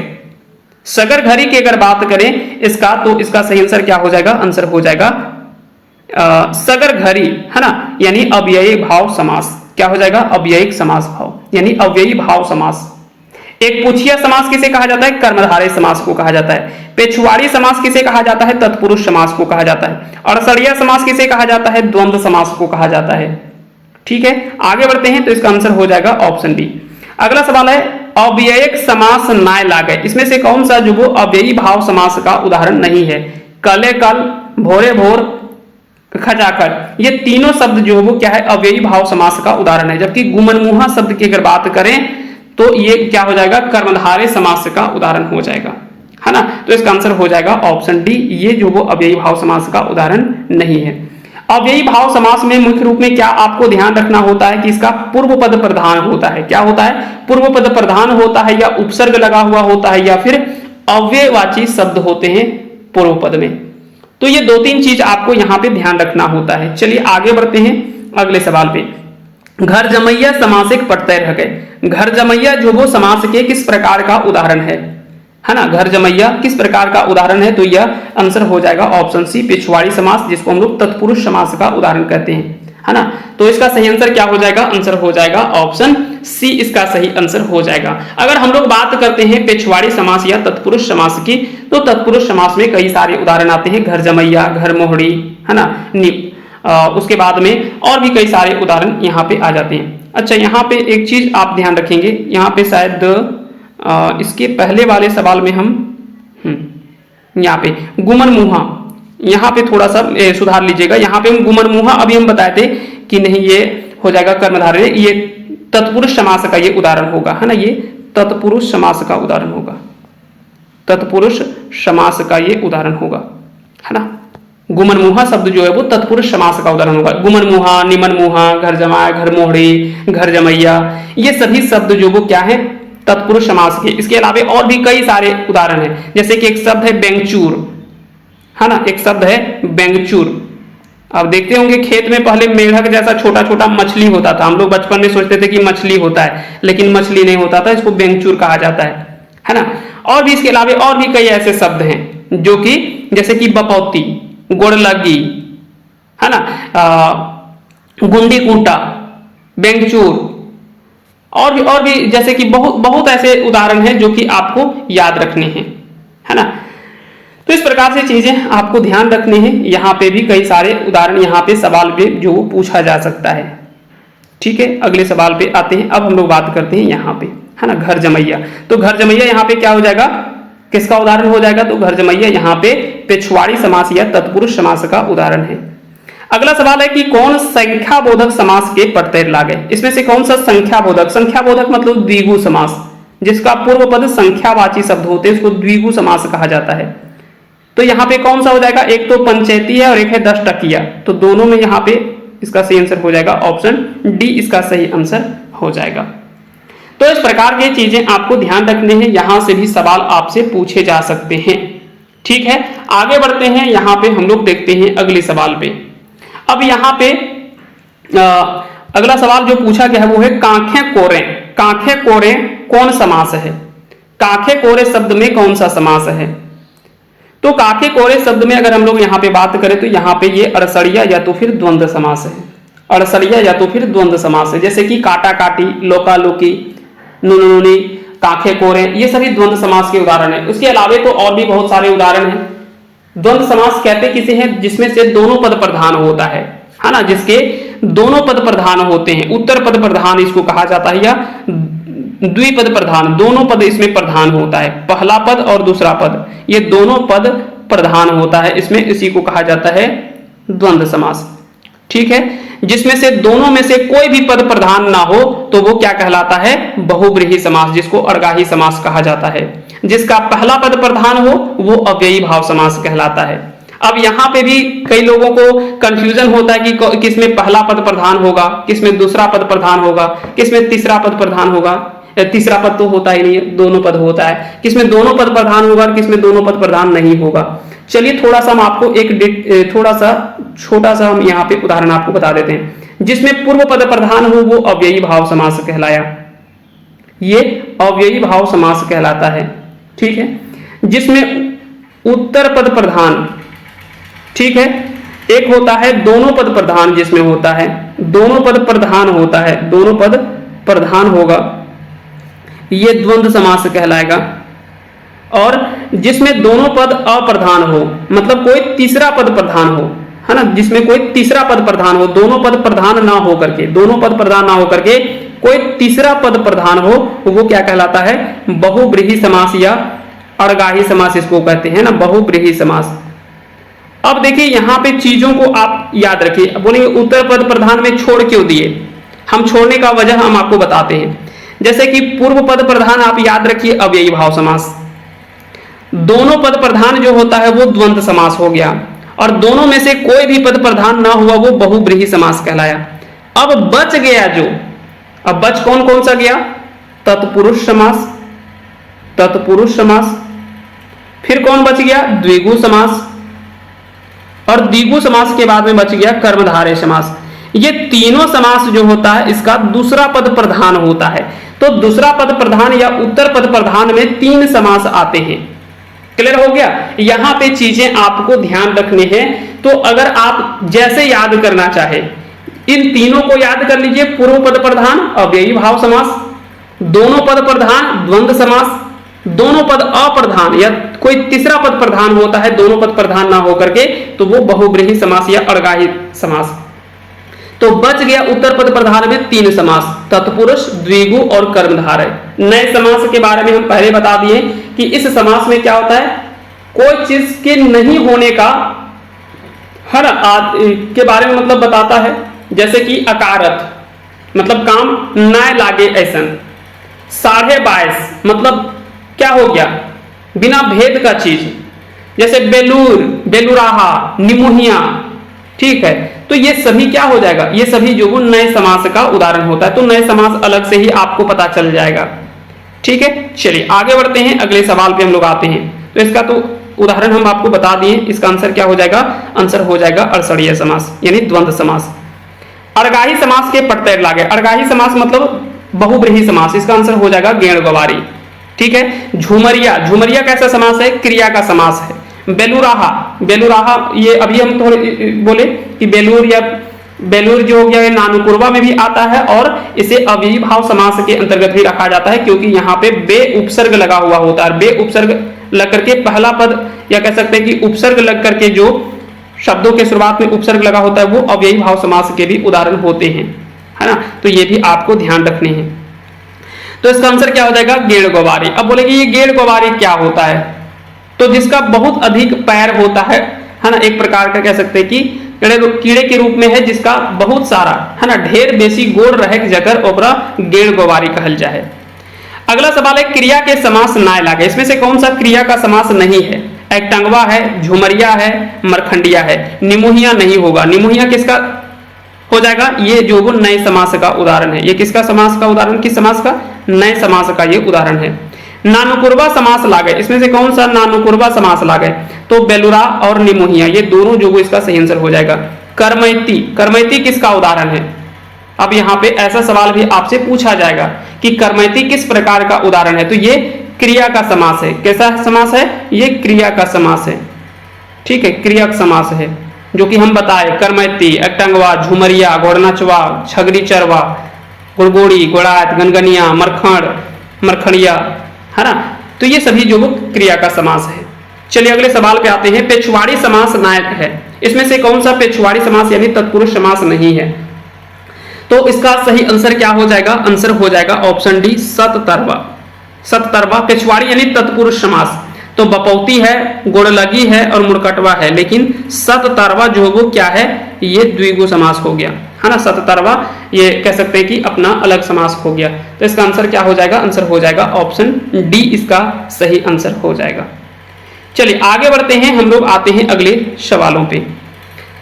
अगला सवाल पूछा गया है घेंचा भैर कौन समास है। घेंचा भैर मतलब गले भर, तो इसका सही आंसर क्या हो जाएगा, यह जो वो अव्ययी भाव समास है। दिन भर, घेंचा भैर, है ना। उसके बाद में पैत, पैत दिन, पैत बच्छर, पैत झन, इस प्रकार के जहां पे भी समास दिखे तो वो सभी जो वो अव्ययी भाव समास का उदाहरण है। चलिए अगले सवाल पे आते हैं। अब हम लोग बात करते हैं कुछ कैसे शब्दों की, तो कुछ यहाँ पे आपको मुहावरा, लोकोक्ति और पहेली वगैरह के शब्द आपको देखने, सवाल आपको देखने को मिलेंगे। सवाल है कि आंगना कादा करा माने की हवे, तो बेकार में मेहनत, बेकार का मेहनत या घुर घुर आना, तो इसका आंसर हो जाएगा ऑप्शन ए। नाय नुकुर करा, नाय नुकुर करा मतलब इसका आंसर क्या हो जाएगा, आंसर हो जाएगा आगे पीछे होना। हरदी बोलवेक, आहना या मुहावरा का सही अर्थ क्या होगा। हरदी बोलवेक मतलब हार मनावे, नहीं बोलते कि एकदम हरदी बोलाए दले, मतलब हार मनाने का प्रयास करना, तो इसका आंसर हो जाएगा ऑप्शन ए। दहिनाय दिएक माने की हवे है। दहिनाय दिएक मतलब क्या होता है, आपको भी पता है कि नहीं बोलते कि उपेक्षित करना या तो फिर काम को ढंग से नहीं करना, नहीं बोलते कामा दहिनाय दल को, मतलब जैसे तैसे करके चला गया। अगला सवाल है कि माय रहले की मौसी खातिर कांदे, एकर माने की भले। अब देखिए कहते हैं कि अगर माय रहले तो मौसी खातिर कांतले, मतलब अगर मुख्य वस्तु हमारे पास में होता है तो दूसरे या गौण चीज के बारे में कोई व्यक्ति नहीं खोजेगा जब हमारे पास में मुख्य व्यक्ति होता है। जैसे कि अगर बात करें अंबानी जी की, तो यहाँ पे बड़े बड़े लोगों को वो तो इनवाइट कर रहे हैं, छोटे मोटे लोगों को कौन देखता है। यहाँ तो रिचार्ज बढ़ा करके उन लोगों के ऊपर में, और एक तरह से अगर कहा जाए तो उन लोगों का मजाक भी उड़ाया है और उनके ऊपर में प्रहार भी किया है। तो वही है कि जब आपके पास में मुख्य वस्तु हो तो उसके गौण या दूसरे चीज जो छोटी चीजें होते हैं उसके महत्व हम जल्दी नहीं देते हैं। ठीक है, तो इसका आंसर क्या हो जाएगा? आंसर हो जाएगा ऑप्शन बी। अगला सवाल यहाँ है, नाके मुहे हवे, मतलब क्या हो गया? ढेर ज्यादा परेशान होना, मतलब अधिक परेशान होना। इसका आंसर हो जाएगा ऑप्शन ए। अगला सवाल है, अंडरे बोने बिलायर बाग ई फलतून। फलतून मतलब क्या हो गया? लोकवायन या लोकोक्ति। लोकोक्ति को फलतून भी कहा जाता है। समान, इसके समान कौन सा हिंदी लोकोक्ति है? तो नहीं बोलते कि अंधों में काना राजा। अंडरी बोने बिलायर बाग मतलब जहां पे थोड़ा कमजोर व्यक्ति होते हैं वहां पे थोड़ा कम ज्ञानी व्यक्ति भी अपने आप को बड़ा दिखाता है ना। अंडरी बोने बिलायर बाग मतलब जहां पे कोई नहीं है तो वहां पे बिलायर भी बाग बन जाता है। ठीक है, चलिए। जखन कन्यायक बिहा तखन कन्याय पीपर बिछे गेल, पढ़ते के सही माने बताओ। मतलब जिस समय में जोन काम करना वो ना करके और कोई उल्टा काम करना। नहीं बोलते कि घरे हले बैठक बिहा और गेले साढ़ू बरियाती, तो वही वाला काम हो गया कि घर में जो जरूरी चीज है वो ना करके कोई दूसरा काम करना, अटपटांग काम करना, है ना, जो नहीं काम करना चाहिए। अगले सवाल पे आते हैं, पेट कुहनी ढूके मुहावरा के अर्थ की हते। पेट कुहनी ढूके, इसके मुहावरा का अर्थ क्या हो जाएगा? कोनो बीतल बात के सगर घड़ी याद आना या याद करना। तो इसका आंसर हो जाएगा ऑप्शन डी। अगला सवाल है, गलत अर्थ के छांटा। इसमें से कौन सा गलत अर्थ दे रखा है पहेली के संदर्भ में? ठेपो चिरैया मोड़ेक मांस, ये भेलवा पाकल के बारे में बोला गया है। बोन से बहराइल खेखी तकर बड़ी सेखी, ये मिर्च के बारे में बोला गया है, ये भी सही है। जितना खाए उतना उगले, ये ढेकी के बारे में। तो इसमें से कोई भी गलत नहीं है, ये सभी सही दे रखा है। आपको गलत छांटने के लिए दे रखा था तो बोलेंगे गलत रहेगा तब ना छांटेंगे। तीनों का तीनों सही दे रखा है, कोई भी गलत नहीं है इसमें। अगले सवाल पे आते हैं। अगला सवाल यहाँ पे है, कौन बेमेल लागे? कोठा रे कोठा 32 कोठा, कोठा रे कोठा 32 कोठा मतलब दांत हो गया। 32 दांत नहीं बोलते, 32 ही झाड़ देंगे। दादा दे है एक बार भौजी देले बार बार, ये सिंदूर के बारे में बोला गया है। ऊपरे आग ठेंगे अधन, हेठे अधन, है ना, ऊपरे आग हेठे अधन, ये हुक्का के बारे में बोला गया। हुक्का आपने बचपन में बूढ़ बुजुर्गों को पीते हुए देखा होगा। आजकल के बच्चों में थोड़ा सा ये फैशन बन गया है, तो ये भी आपको दिख जाएंगे। अगर आप रील्स वगैरह देखते होंगे तो कुछ हुक्का पीते हुए आजकल के बच्चे भी दिख जाएंगे, और ये अपने आप को फैशन मानते हैं। चलिए खैर, इन बातों पे हम लोग नहीं आते हैं। इसका आंसर हो जाएगा ऑप्शन डी। ये सभी ठीक जो वो मेल दे रखा है, तो इसमें से कोई भी बेमेल नहीं है क्योंकि ये सभी सही सही मेल दे रखा है। अगला सवाल है कि कौन बेमेल है? कौन इसमें से मेल जो वो सही नहीं है? तो यहाँ पे थोड़ा सा क्वेश्चन को हम छोटा करते हैं क्योंकि बड़ा बड़ा क्वेश्चन है। सवाल है पहला, चार खेते पानी एक एक ठिन जाए, ये थन और लोटा है ना। गाय का थन हो गया और लोटा जब गाय लगाने के लिए जाते हैं। फूलने 365 गो, फरले 12 गो और पाकले एगो। ये दिन मतलब एक साल में एक 365 दिन होता है। 12 गो, फरले 12 गो मतलब महीना कितने होते हैं? 12 होते हैं। और पाकले एगो मतलब एक साल, साल में एक मतलब है ना, 365 दिन में एक साल होते हैं। गाय देलो हाड़ और हाड़े देलो बाछुर, ये अंडा और चूजा के बारे में बोला जाता है। ये सभी जो वो सही मेल दे रखा है।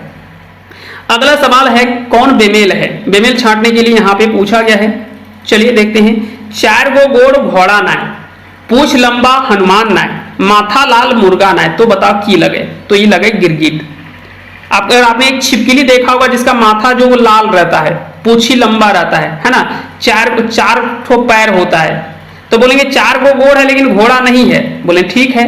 पूछ लंबा है लेकिन हनुमान नहीं है, माथा लाल है लेकिन मुर्गा नहीं है, तो बताओ क्या है? तो यह छिपकली है ना, जिसको गरगट कहते हैं, जिसका सर के ऊपर में लाल होता है, उसका सर पूरा लाल होता है। करिया समुद्र के रहे वाला, लाल रंग के पानी पिए वाला, ये ढीला हो गया। चलिए, बहे हाड़ और भीतरे मांस, है ना, बहरे हाड़ और भीतरे मांस, ये घोंघा हो गया। तो ये सभी जो वो सही मेल दे रखा है। अगला सवाल है, केकर अर्थ सही लागे? किसका अर्थ जो वो सही है? चौथी 4 खोजा मतलब किसी काम का तुरंत परिणाम खोजना। घारे भूंजी भात नाय और देहरी पर नाच मतलब सामर्थ्य से बाहर खर्च करने का शौक होना। अब मान के चले कि अभी अगर कहीं देखा जाए कि अंबानी जी बहुत खर्च कर रहे हैं और उसको देख करके हम भी सोचे कि हम भी वैसा ही खर्च करेंगे, तो फिर वही कहावत हो जाएगा, घरे भूंजी भात ना और देहरी पर नाच। मतलब अपने सामर्थ्य के हिसाब से हमें काम करना चाहिए, दिखावा नहीं करना चाहिए कि सामने वाला क्या कर रहा है उसी के आधार पे हम भी चलेंगे, तो वो दिखावा हमें करने का शौक नहीं होना चाहिए। ढोढ़े मंत्र ना जाने और खरीसे हाथ, मतलब अल्प ज्ञान में भी गंभीर और बड़ा काम करने की ललक होना। तो ये सभी जो वो सही दे रखा है। आगे बढ़ते हैं और आज का ये आखिरी सवाल है और इस सवाल का आंसर आपको कमेंट बॉक्स में लिखना है। कहकर अर्थ गलत लागे, इसमें से कौन सा अर्थ जो वो गलत दे रखा है। ऊंट छोड़ी तोरे बिहा, ऊंट छोड़ी तोरे बिहा मतलब जल्दबाजी में कोई काम करना, है ना। ऊंट छोड़ी तोरे बिहा मतलब जल्दबाजी में कोई काम करना। नाम ऊंचा और काम बूचा मतलब नामी व्यक्ति के द्वारा कोई ओरछा काम करना। अघन मासे चूट्रिक 7 गो बिहा मतलब समृद्धि के दिनों में विलासिता की प्रवृत्ति। और डी में दे रखा है घारे ढेकी कुम्हर मतलब अपने घर की वस्तु की अहमियत नहीं होती है। अब इसमें कौन सा गलत है ये आपको बताना है कमेंट बॉक्स में, और देखते हैं कितने लोगों ने इसको अच्छे से पढ़ रखा है। तो इसका आंसर आप कमेंट बॉक्स में हमें जरूर लिखिएगा। बाकी के किसी तरह का अगर कोई डाउट है या किसी तरह के सवाल हैं, अगर आप हमसे जुड़ना चाहते हैं तो आप इस नंबर पे कांटेक्ट कर सकते हैं 9708305319। इस नंबर पे आप हमसे संपर्क कर सकते हैं। अगर आपको कोई क्लासेस वगैरह चाहिए तो आप प्ले स्टोर में सर्च करिएगा खोटा किंग ऑफिशियल, प्ले स्टोर में जाइएगा और वहां पे सर्च करेंगे खोटा किंग ऑफिशियल, है ना। खोटा किंग ऑफिशियल जब आप सर्च करेंगे तो वहां पे हमारा एप्लीकेशन आपको दिख जाएगा और उसे आप डाउनलोड कर लीजिएगा तो ढेर सारे कोर्सेस आपको वहां पे दिख जाएंगे। और साथ ही साथ में आपको नाम मात्र के फीस में आपको सारे टेस्ट सीरीज अवेलेबल करवाया गया है, जैसे कि खोटा के टेस्ट सीरीज, जैसे सीजीएल के पेपर 3 का टेस्ट सीरीज, उसके बाद में झारखंड जीएस का टेस्ट चल रहा है। उसके अलावा अगर बात करें तो झारखंड पुलिस, उत्पाद सिपाही, एलडीसी आदि के बैचेज वहां पे आपको देखने को मिल जाएंगे। खोटा के फाउंडेशन बैचेज अगर आपको करना हो तो भी आप वहां पे ज्वाइन कर सकते हैं, या किसी तरह से कोई असुविधा हो रही है तो आप हमें इस नंबर पे भी कांटेक्ट कर सकते हैं। इसके अलावा एक और नंबर है 7070100319, तो इस नंबर पे भी आप हमें कांटेक्ट कर सकते हैं 7070100319 या तो फिर 9708305319। इन दोनों नंबर पे भी हमें कांटेक्ट कर सकते हैं। और किसी तरह से अगर आपका कोई डाउट होता है तो आप कमेंट बॉक्स में आप जरूर लिखिएगा, कमेंट बॉक्स आपके लिए खुला पड़ा है। चलिए फिलहाल के लिए इतना ही, मिलते हैं अगले सेशन में, तब तक के लिए आप सभी को बहुत बहुत धन्यवाद।